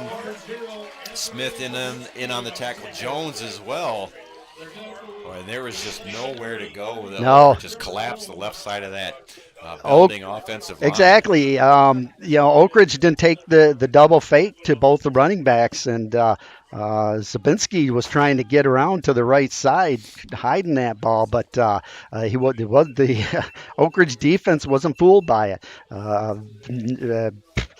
Looks like it's a 5-yard loss maybe on this play, so they've been going backwards in this first series here. Officially 6 yards, so we'll see. It looked like they're just going to punt the football away. Boy, nearly blocked, but he got a nice kick out of it. It's going to get a good roll for Belding, as it's going to be down. Well, they're going to just let the ball stop. I recall it about the 10-yard line by McNeil. So that's the one benefit, though, Phil, of that kind of that running start on the kick like that, is you can get some momentum. Yes. You can get the right bounce, so you can get some extra yardage, and you got about an extra 15-20 after it hit initially for the punter Sabinski. Exactly, and you can't really put somebody back there because you're not sure. Sabinski being the punter and the quarterback, he might be passing it. So, I mean, you're kind of leaving yourself wide open. And if he gets a good roll, it puts you back at your own 10-yard line. So the first possession, the second half for the Oakridge Eagles are starting at their own 10. That's a punt of 48 yards for Sabinski. So let's see what the Eagles have in store here on their first drive of the second half, playing with a 22-8 lead. 9.5 to go in the quarter. It'd be Danicek on the carry, big hole right up the middle, following behind his center. Nearly slipped away for what could have been a touchdown. It was a 40 Conrad that tracked him down. Boy, if he could have broke that tackle, Danicek might have been gone. Yep. Somebody got a hand on his jersey and was able to hold him up enough to bring him down. But big yardage gain for quarterback Matt Danicek. 22 yards on the pickup, 1st and 10 for the Eagles. Clock runs here in the third quarter. The Eagles forced a 3-and-out for the Belding Black Knights' first possession. The Eagles trying to replicate their first drive of the first half where they were able to score a touchdown off of it. Jones off the right side going to run into one of his linemen, still on his feet before being wrapped up and taken down. There was Ward and Donovan on the tackle. It's going to be a first down for the Eagles as that running back Jones is going to take it out to the 43, pickup of 11. Yeah, it's kind of a competition between Jones and Danicek with running this ball. Who's going to get the most yardage? Indeed. We've got 22 for Danicek, and we've got Jones with 11. Did hear Catholic Central leading Reed City 7-6, so Crusaders out in front in that ball game. We're going to send a man in motion. That's going to be Ropp. Instead, it's going to be Danicek on the carry trying to get the corner. Nice job by a 28 Halliday. He's called his name several times. He's had to come up with some big tackles from that cornerback spot. Gain for Danicek. Actually, yeah, and that's I think that is actually the first no gain in this game. Where the Belding has stopped Oakridge from at least gaining a yard here. So that's a nice stop by the Belding Black Knights here, making it a second down and long for Oakridge. Danicek in the shotgun, got a 2-by-2 formation. Jones to his right. Danicek looking to pass. Now he's going to tuck it and run. Still behind the line of scrimmage. Now he's going to cross the line, and he's going to take it out to about the midfield line.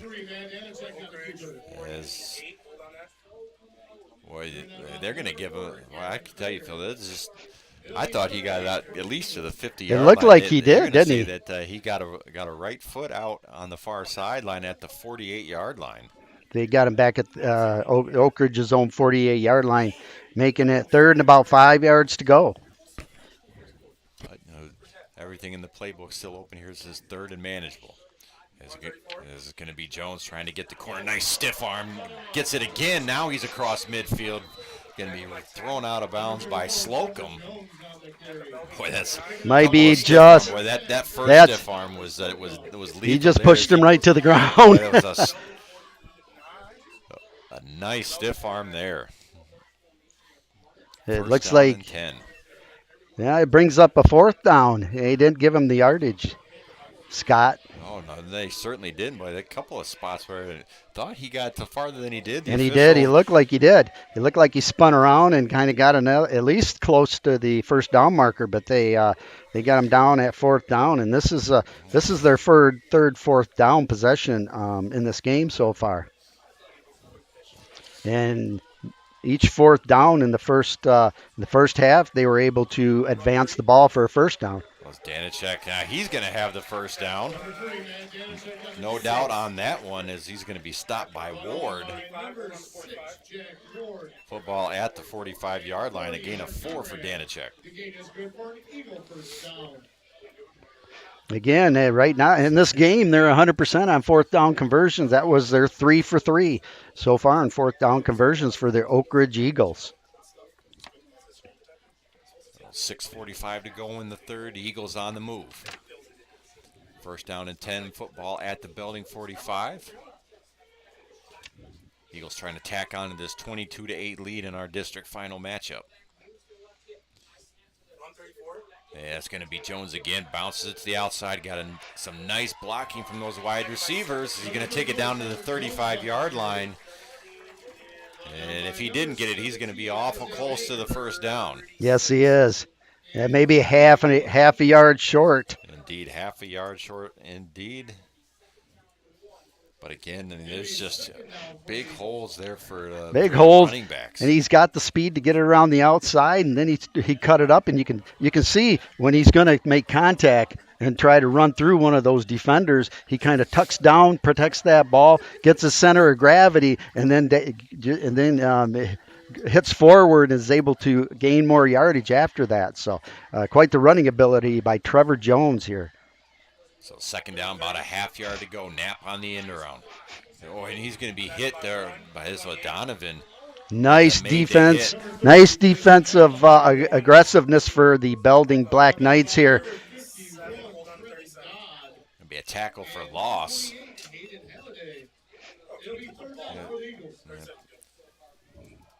Be a loss of a yard. Third down and 2.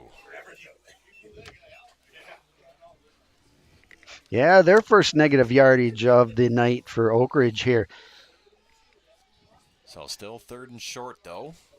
The Belding did a nice job of stringing that out on this near side of the field to keep Oakridge behind the sticks. Jones, he's going to take the handoff, just going to do a simple run kind of right through that guard tackle gap. And he's going to have the first down. Going to be wrestled down to number 10, Slocum, leading the way on the stop. Not before the Eagles move the chains again. And this drive continues. Football at the 32 after that 5-yard run by Trevor Jones.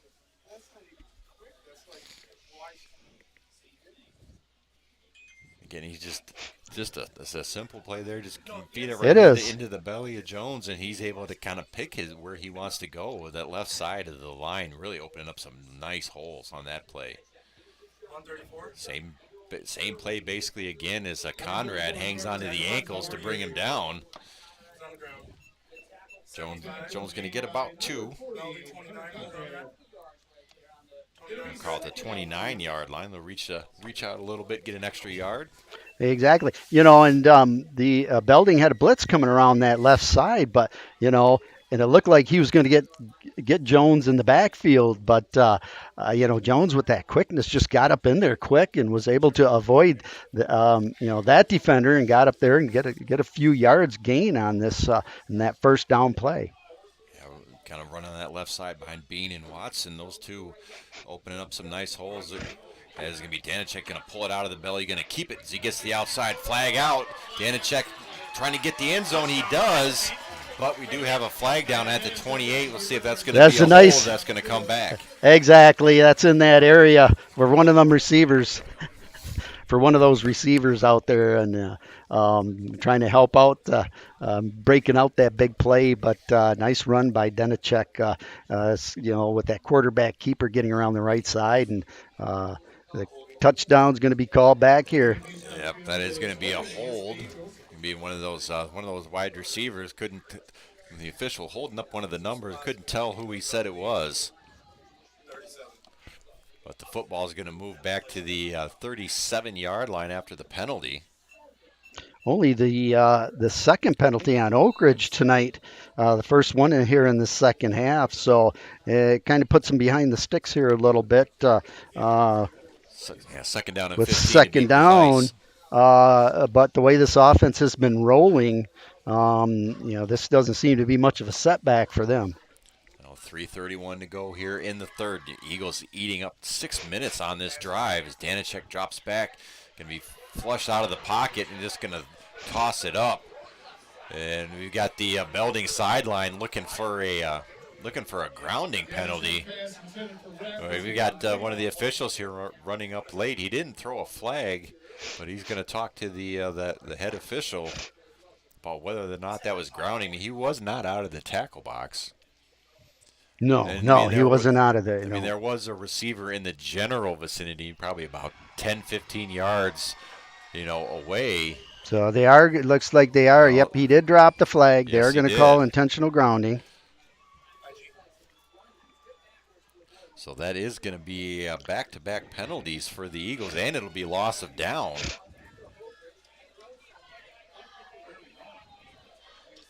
As the officials finally going to get things sorted out and spotted at the Eagles' 40-yard line. So that's going to be a huge loss. I mean, you still have the sticks, to get a first down. You got to get to the Belding about 22-yard Exactly. line. Football back at the Oakridge 40, so it's third down and forever. And certainly, it's really putting the Oakridge Eagles way back. We haven't seen them in this situation at all yet tonight. And let's see what they've got. See what kind of yardage they can try to make up on this play. They're taking their time getting that play into the offense. And let's see if they got something special. Empty backfield for Danacek here. He's got two receivers on one side, three on the other. And we got the flags come out. As that play went to Knapp on the near side. We got a couple of flags come out. I think that's going to be on the Eagles. Imagine if that's the case, Belding just going to decline it. There's going to be a hold on the Eagles. So, boy, Phil, this is one of the rare drives that we've seen where the penalties have just killed this drive for Oakridge. 3 penalties in a row, and look like a punting unit going to come out for the first time tonight. The thing is, that was a 13-play drive. Yeah. In the meantime, and it wasted. It wasted almost 7 minutes or so off the clock. So, I mean, even though they didn't score, they got quite a few penalties on this. They did their job and ate up a lot of time on that clock, not giving Belding a lot of time left in this third quarter. A nice punt there by Danacek. Is a low punt, kind of a spiral punt, and it got a nice roll down inside the 15. It looked like they're going to maybe have the back end of the football about the 10-yard line. So we got a couple of those officials huddling up there. But yeah, like you said, Phil, I mean, Oakridge took over on that drive, 9:35 left in the third, and they give it back to Belding, 2:52 to go. Exactly. So, even though they didn't score, they had they got backed up quite a bit on penalties. They really ate up a lot of the clock and is not giving this Belding offense a lot of time to score. Spinski dropped back to the pass, going to be complete. And it's going to be caught there by Meinke. He's got that ball out quick. Is able to slip through one arm tackle and takes it out to the 21-yard line. We'll give him credit for a 10-yard completion. Chains move, first down and 10 for the Black Knights.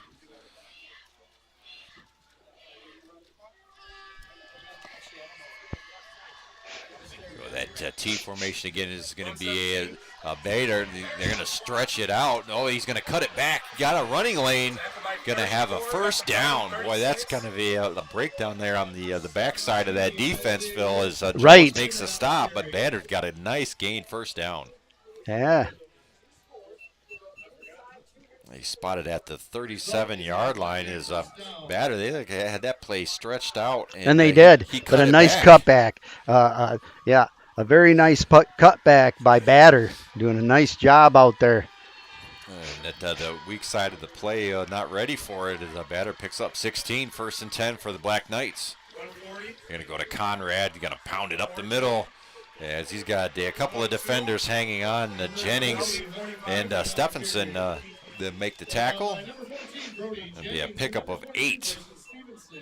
Stevenson and Jennings on the tackle, but boy, that's the kind of gain you want to see there on first down.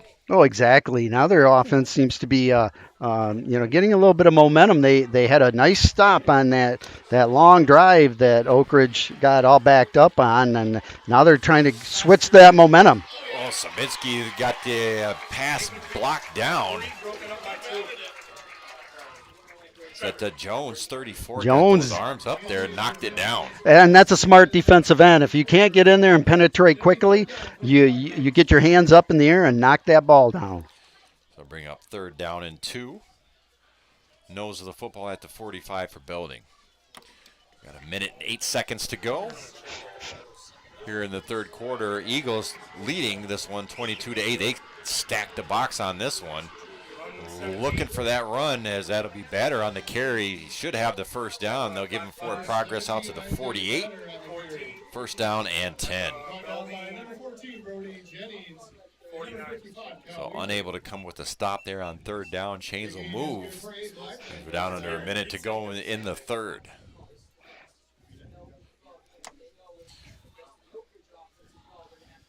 So Black Knights break the huddle, come up to the line. You see that that Oakridge defense waiting for the run. I mean, they've got the safety. I mean, he's within 10 yards of the football. Yep, they got everybody in the box there on defense to stop that run. He's going to cross over the 50 down to the 47-yard line of Oakridge. Jones on the tackle. Bean also in there. Be about 5 yards on that run for Ward. We'll call it 2nd down and 5. See if Belding able to get a playoff here. We're down to 8 seconds to go in the quarter. Sabinski under center.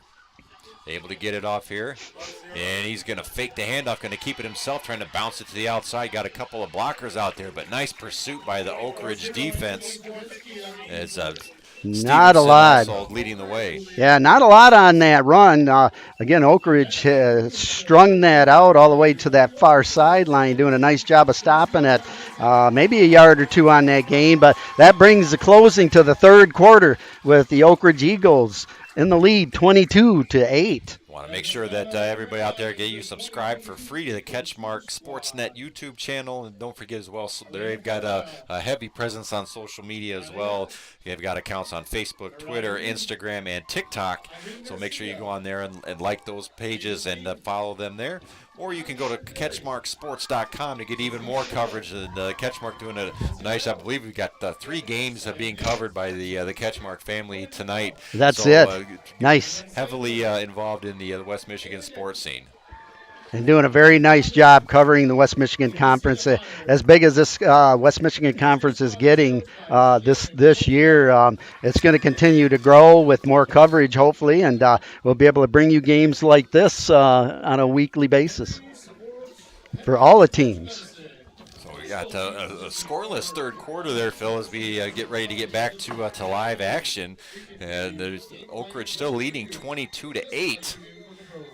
It'll be 3rd down. We'll call it 5 yards to go. Football at the 46-yard line of Oakridge as the Black Knights will break the huddle.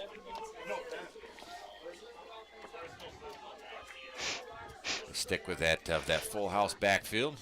Going to be a fake. Got a man wide open down the field was Donovan. He looked like he was kind of losing his balance was Donovan, but that pass over his head regardless falls incomplete. 4th down upcoming. Yeah, and Donovan was 5 yards behind the defender, and it was the pressure put on, and I can't see who it is, what number it was by the it looks like the linebacker on that left side for Oakridge put the pressure, made Shabinski throw the ball sooner than he wanted to. He wasn't able to really set up and throw it, and that thing went incomplete, bringing up 4th down and 5. We got a twin set for Sabinski. He's going to run it. He's got the 1st down, and Morris puts on a little speed as he drops his shoulder, crosses the 35-yard line. And Cunningham on the stop, but not before a Black Knight 1st down. Football at the 34. That's one too, Phil, with him doing that rollout. You yes. have to respect it as well. Exactly. He did a nice job of setting that up, getting to the outside. Nice blocking on the outside by those receivers on that side for the Belding Black Knights. So 1st down and 10. Yeah, we got a penalty. We're going to get a false start penalty here.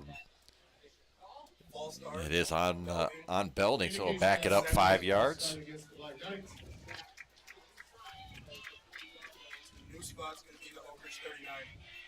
Might be a costly penalty there. Now they move behind the sticks, first down and 15. Yes, and that's this is not the way they want their offense to be run. With 15 yards to go on that wing tee. So let's see if they kind of mix it up here a little bit. Ward busted up the middle as he's going to get. Look like he's going to get right around the original line of scrimmage as he's stopped by Jennings. They're going to give him a nice forward progress there on that. Got his legs taken out from underneath him, and they'll give him all the way down to the 31. So second down and 7. That's going to be Conrad on the carry, trying to get a run off that dive play up the middle. He'll get the 28-yard line. Third down, call it 4 yards to go for Belding. They're moving that football down the field, trying to cut into this Eagle lead.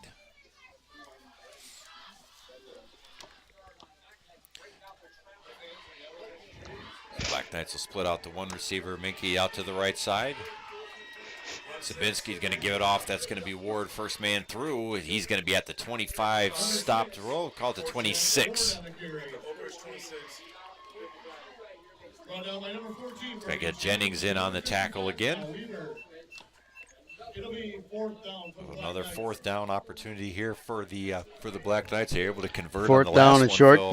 Yes, they did. I mean, this is all fourth down territory in the second half for Belding. They're trying to come from behind here. They're taking a lot of time off the clock, doing it themselves in this fourth quarter with 9:30 left in the fourth quarter here. Trying to get the hard count. Now You're trying to draw them off sides here a little bit to get that easy 5 yards, and Oakridge is not biting on it. No, we're going to have a timeout taken by Belding. Had Sabinski a couple times tried that hard count, then he steps up he did. To look over at the sideline after the second try at the hard count. They're going to call the timeout, and so it's going to be a critical fourth down here. I mean, for Oakridge, you don't want to say that the game would be over if they can come up with a stop, but the way that they've been able to eat off the clock on that previous and that's just drive, it. I mean, it that's very well just could it. be if they can come up with a stop.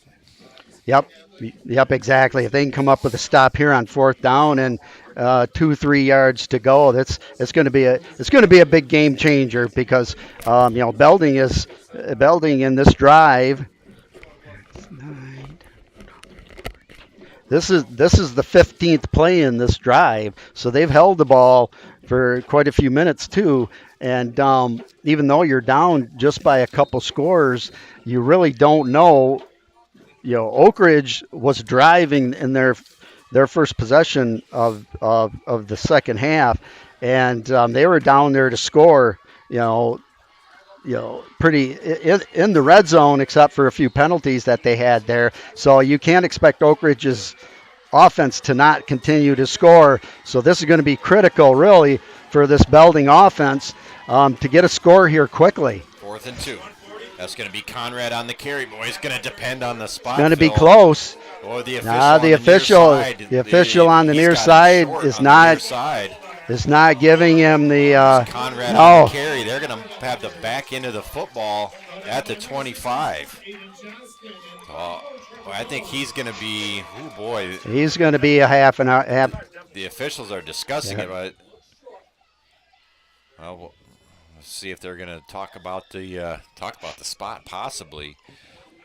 As they've got it. Looks like they're going to come out and do a measurement. You would think, as close as this but it's going to be right, and this is a critical situation here for Belding too. If they don't make it here, they really want to make sure that where that ball is at. So if they don't make it here and turn the ball over, this is going to be a tough situation for them. So Belding certainly wants to see. Say by the initial spot there, at least the football, short. At least the football short.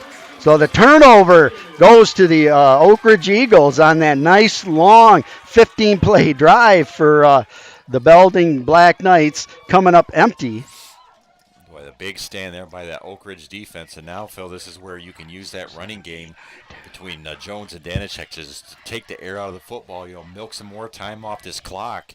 With being a 2-score game, I mean, even if you can put 5-6 minutes off of the clock, that's going to go a long way to finishing this ball game off. And it's going to make it kind of really hard for Belding with the way their offense is to Jones on the carry, boy. Just that fighting. They had him stood up for a short gain, and he just powered through and kept those legs churning before being stopped by Conrad. They'll give him the 32-yard line, gain of 7.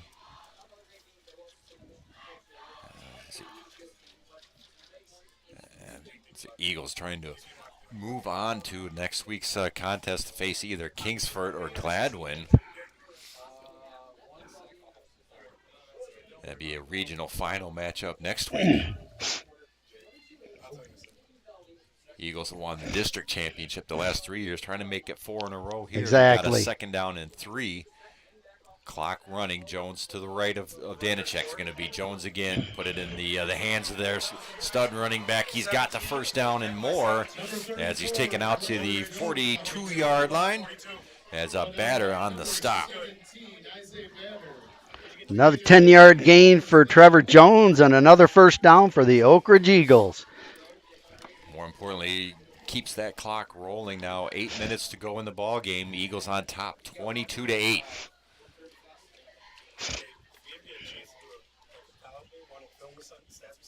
Keep those big guys up front, block and open up those holes. And they've been good-sized holes most of this game. And they have been sticking to that ground game, trying to run that clock down as much as they can. Oh, nice job by the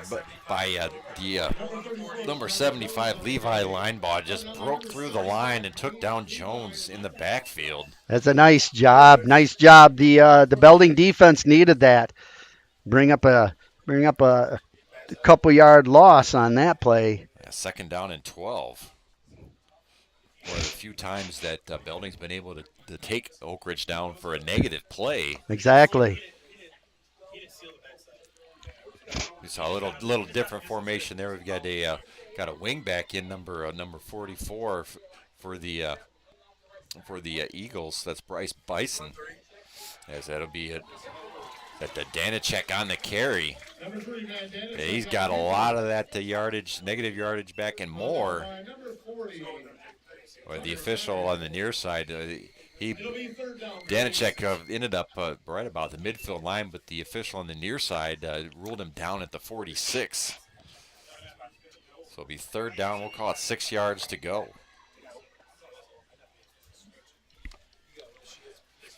6.5 remaining in the ball game.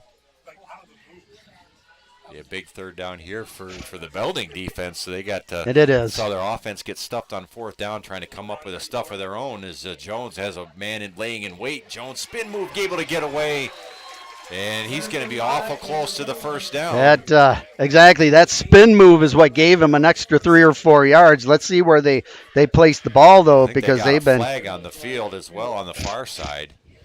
Look like might be a hold. It's in that area of a hold. The 1st down by the spot, but that hold is going to negate that nice run.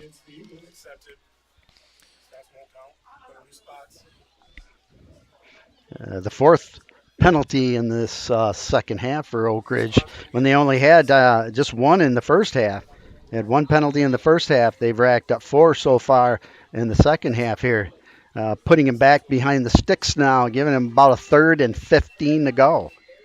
As we're halfway through the 4th quarter, as Phil said, the Eagles facing a 3rd down and 15. They had the 1st down on the previous play. See what they'll draw up here. It's going to go with a run. No, they're going to be a pass. 34. No, he's going to keep it. Slips past Bader. Still churning those feet. He'll take it up to about the 45-yard line. Just a tough runner, Trevor Jones. But now, Phil, this is an interesting spot here. Do you try to go for it here? I mean, you're behind your own 50. You almost have to think you got to punt this football away and rely on your defense. You would think so. I mean, there's 5:25 left in the game. Belding's offense is they look like they came alive in their last possession, but they end up turning it over on fourth down.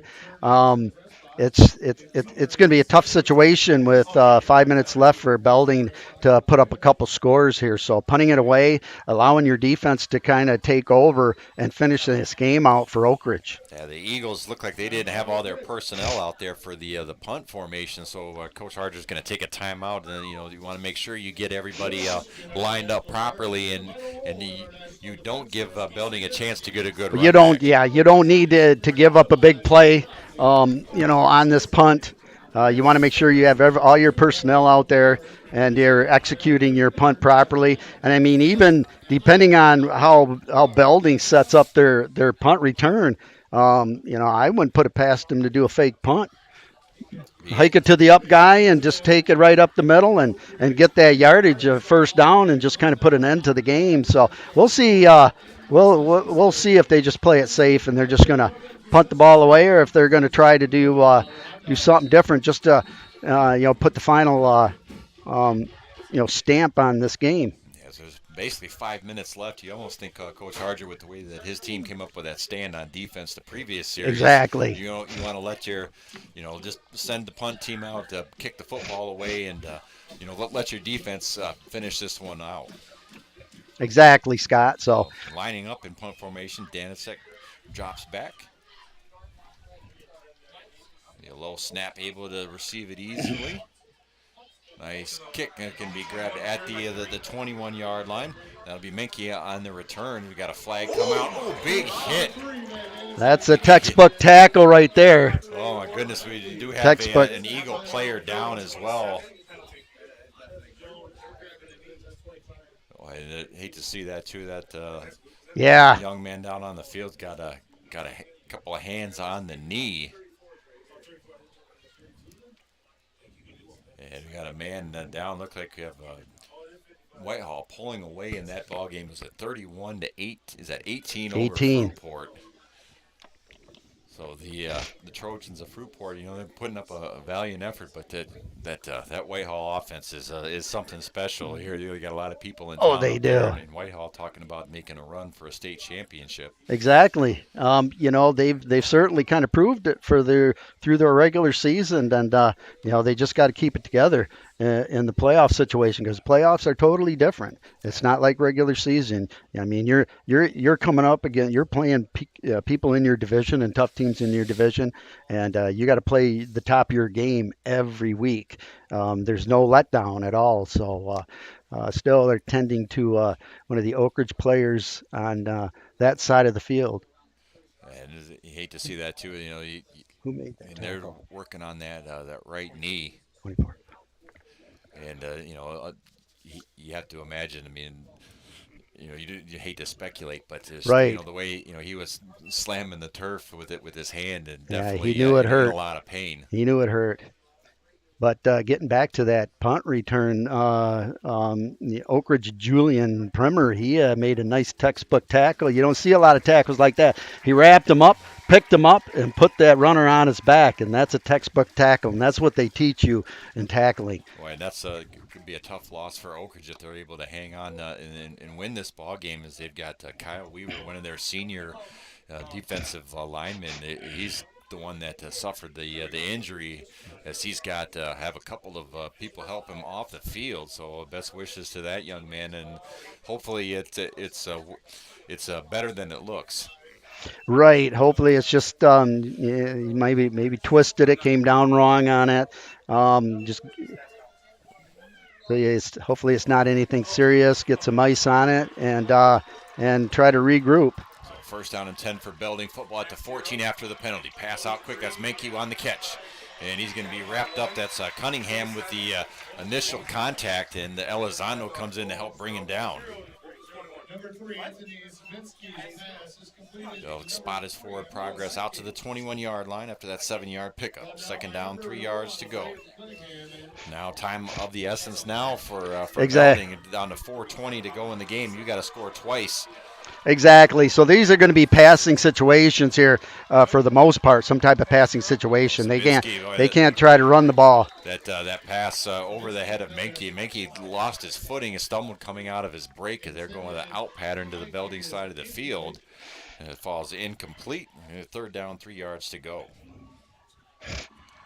And this is what the Belding Black Knights aren't used to, being behind and having to rely on their passing game, which they don't have a bad passing game, but, they don't have that great passing game like you would expect. A lot of teams do, so you can't rely on that when they're a running wing T running formation team here. Yeah, obviously not their bread and butter. Bader away, he's trapped behind the line of scrimmage. He's got 3 Eagles there.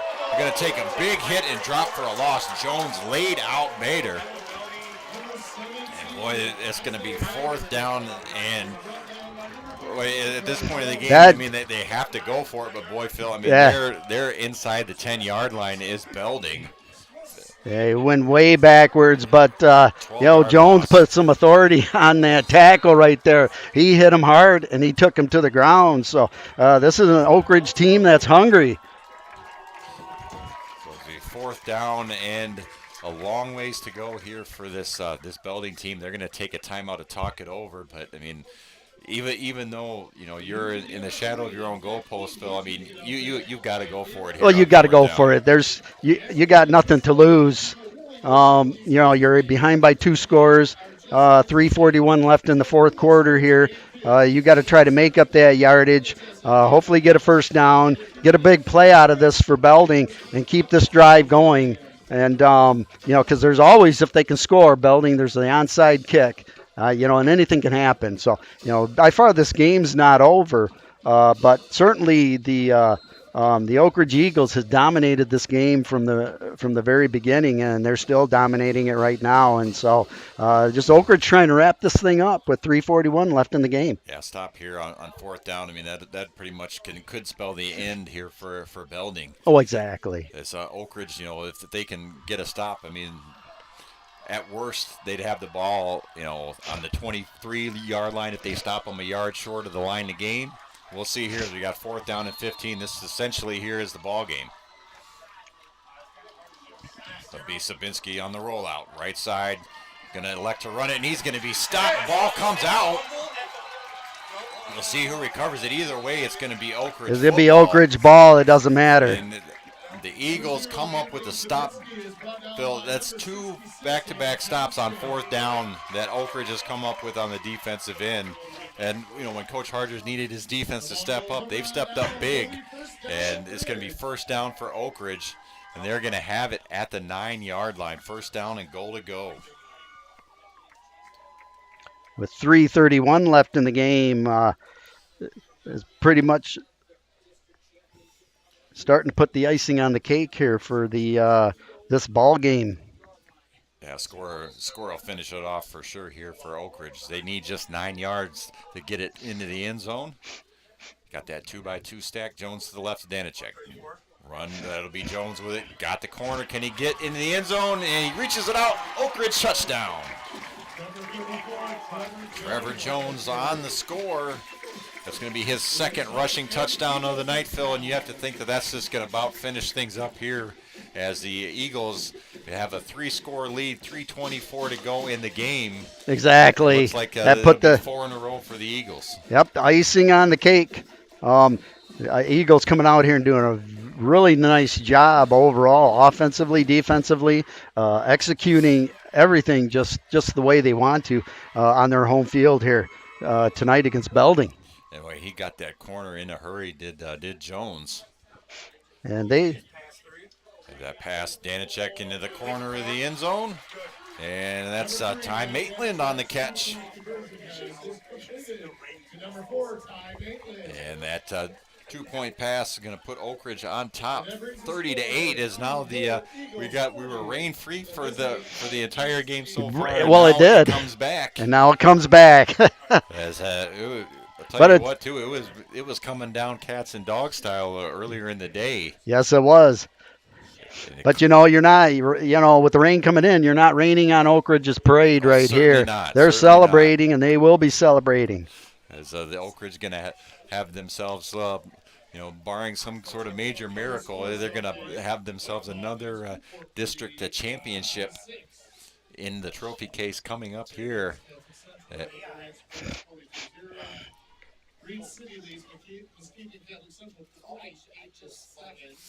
We did hear Muskegon Catholic Central leading, they're trailing actually to Reed City, to Reed 28-7. Yes.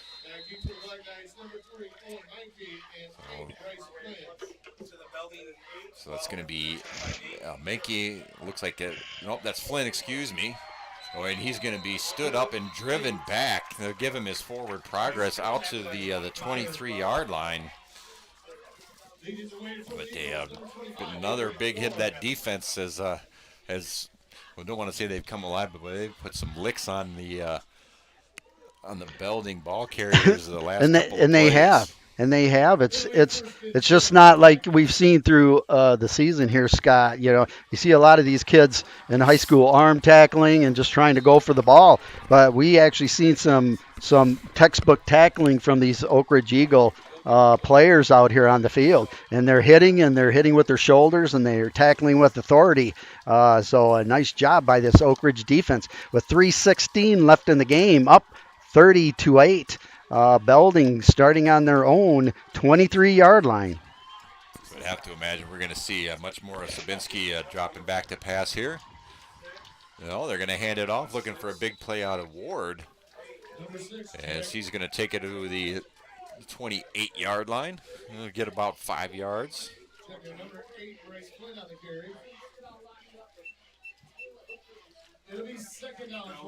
They'll spot him down at the 20, we'll call it 28-yard line. 2nd down and 5 to go.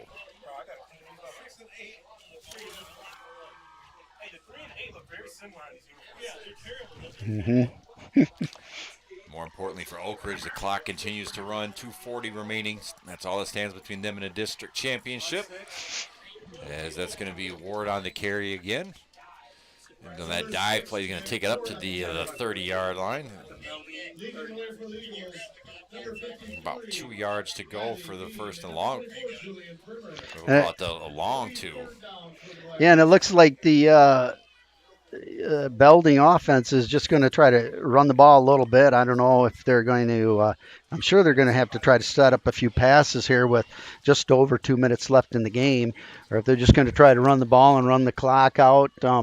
Knowing that they're going to have a hard time making up 2 scores within 2 minutes, maybe they're going to try to just see what they can do on their regular running offense. Well, nothing running on that, but play not there though. No, nothing at all. As Flynn on the carry, Elizondo coming in to lead the way on that tackle. Jones as well.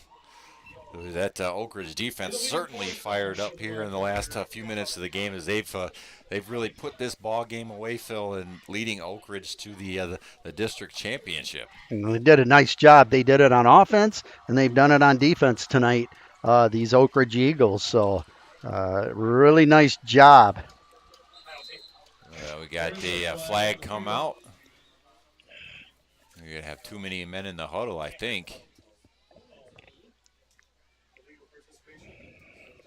Yeah, we're going to be against Belding.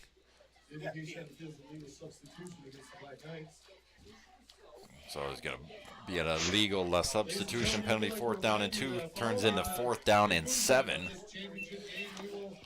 Ball at the 26. So that was minute 15 to go. Here is Oakridge trying to wrap this thing up here. Sabinski going to punt it away on that rollout punt.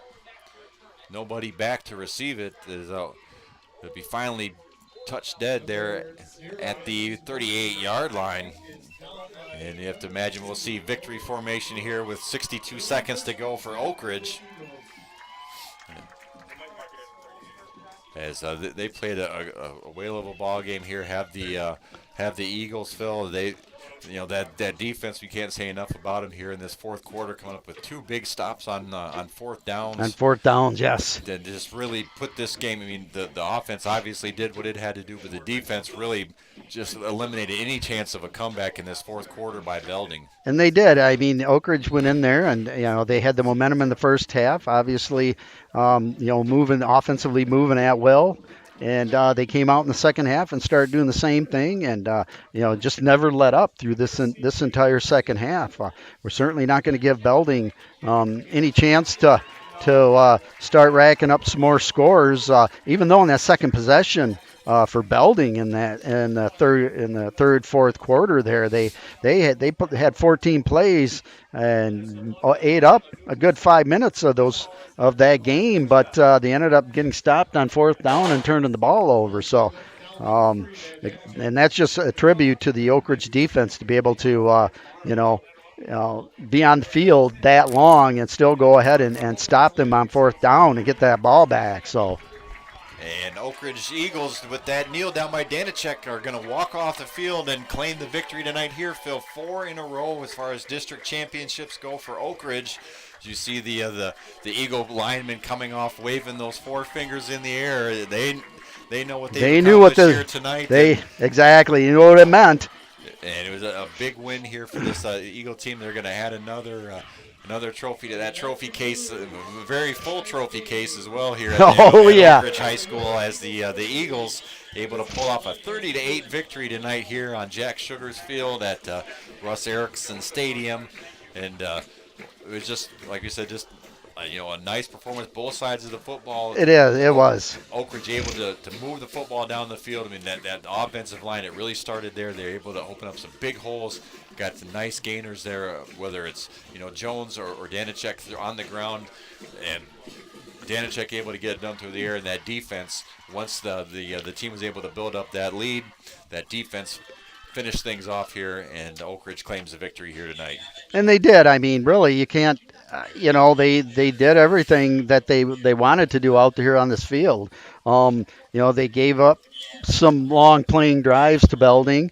They just gave up 1 touchdown, but they were limiting them. The defense, especially in that second half, the Oakridge defense, turning it back over to their offense twice on fourth down, stopping him on fourth down.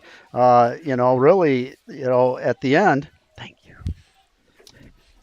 Really, at the end, it was the defense in that second half. The offense, got in a little bit of in that first possession in the second half, got a little bit in penalty trouble, backing themselves up about 30 yards. And it was a nice, after having a nice drive, they getting down to Belding's 29-yard line. They ended up backing up and then turning the ball back over to the Belding offense with a 13-play, 6.5-minute drive. But really their offense was just clicking on all cylinders for the Oakridge Eagles, doing a very nice job in this game. Oakridge averaged 32 points, 33 points a game. They got 30 points tonight.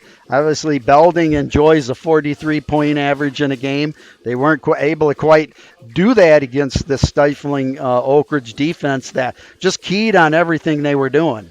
Yeah. And they were there for the run. They were plugging up those holes in the line. Those linebackers, Brody Jennings was coming up and doing a lot of support. Trevor Jones from his defensive end position getting in there. It just an all-around nice defensive job for the Oakridge Eagles. Obviously going to celebrate a nice district title here, and they will be in the running to be playing next week. Exactly, yeah. Try to add another trophy to that case. Next week it'll be a regional title. It'll be up for grabs. It'll be either Kingsford or Gladwin will be the Eagles' opponent. Obviously, as we said, that game will be coming up tomorrow, so we'll have to wait to see who the Eagles' opponent will be. Exactly. But, you talked about some of those those achievements that Oakridge is able to do. To really just kind of limit this. This Belding offense, you look at some of the team stats. I mean, it's 132 total offensive yards for Belding, 98 on the ground. But the one thing I was just kind of looking at while you were talking there, 132 yards of total offense, right? 155 punting yards. So they were able to get more punting yards than offensive yards. So that really kind of exactly is a testament to how good this Oakridge defense was right. tonight. As you said, they meaning Belding, they average, however many points, in the 40s per game, and they only put 8 points on the board tonight. Right. And just a tough time tonight. And that offense, for Oakridge, you've got 235 yards, net yards, 232 on the ground. So, I mean, Jones and Danicek, boy, those guys are just running all over the place, and it was just a really, important factor that, when they got that lead, they were able to control the line of scrimmage, right, and run the clock out. And you look at the rushing stats. I mean, Trevor Jones. I mean, we expected him to get a heavy dosage of rushing carries tonight. He certainly did. 21 carries tonight for the junior back, 150 yards, 2 touchdowns. And he got that touchdown there late in the fourth quarter to really ice the football game off. Right after Danicek got the 2 touchdowns, one through the air and one on the ground in that first half, to put the Eagles out in front, and they were able to ride that running game the rest of the way. Danicek, no slouch either on the ground. I mean, 6.2 per carry for him, 13 carries, 80 yards, and a rushing touchdown. And you look at the passing.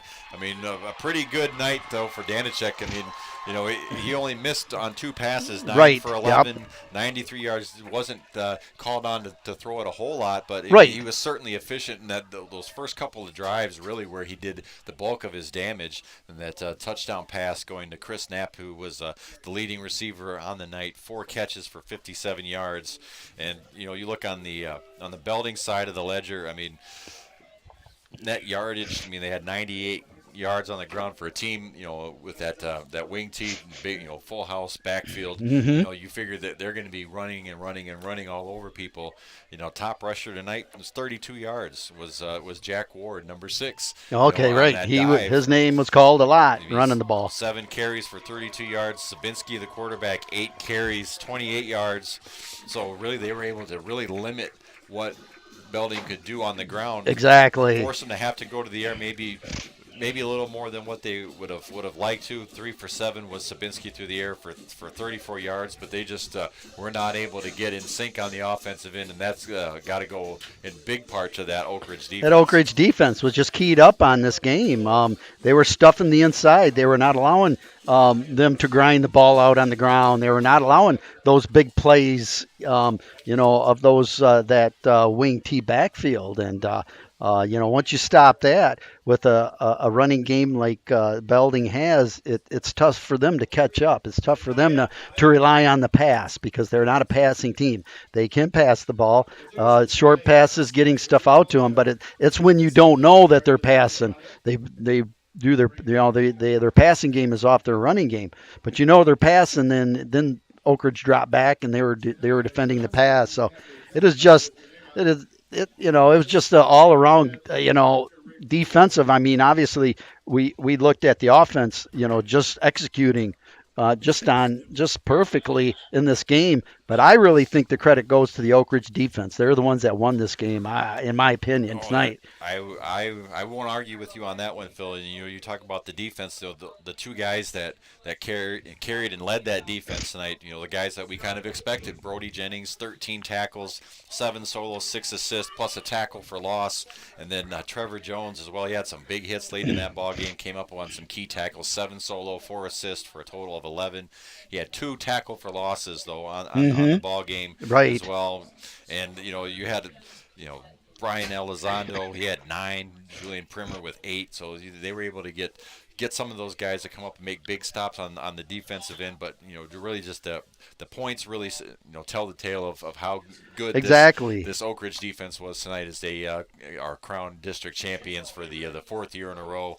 And they'll move on to face either Gladwin or Kingsford next week. So really, Phil, we get kind of ready to wrap things up. Final thoughts on this one here tonight. A nice win by the Eagles. A nice win on both sides of the football. Really, and we hadn't seen the Oakridge Eagles yet this year, so this is the first time we've seen them, and I was very impressed with this Oakridge team.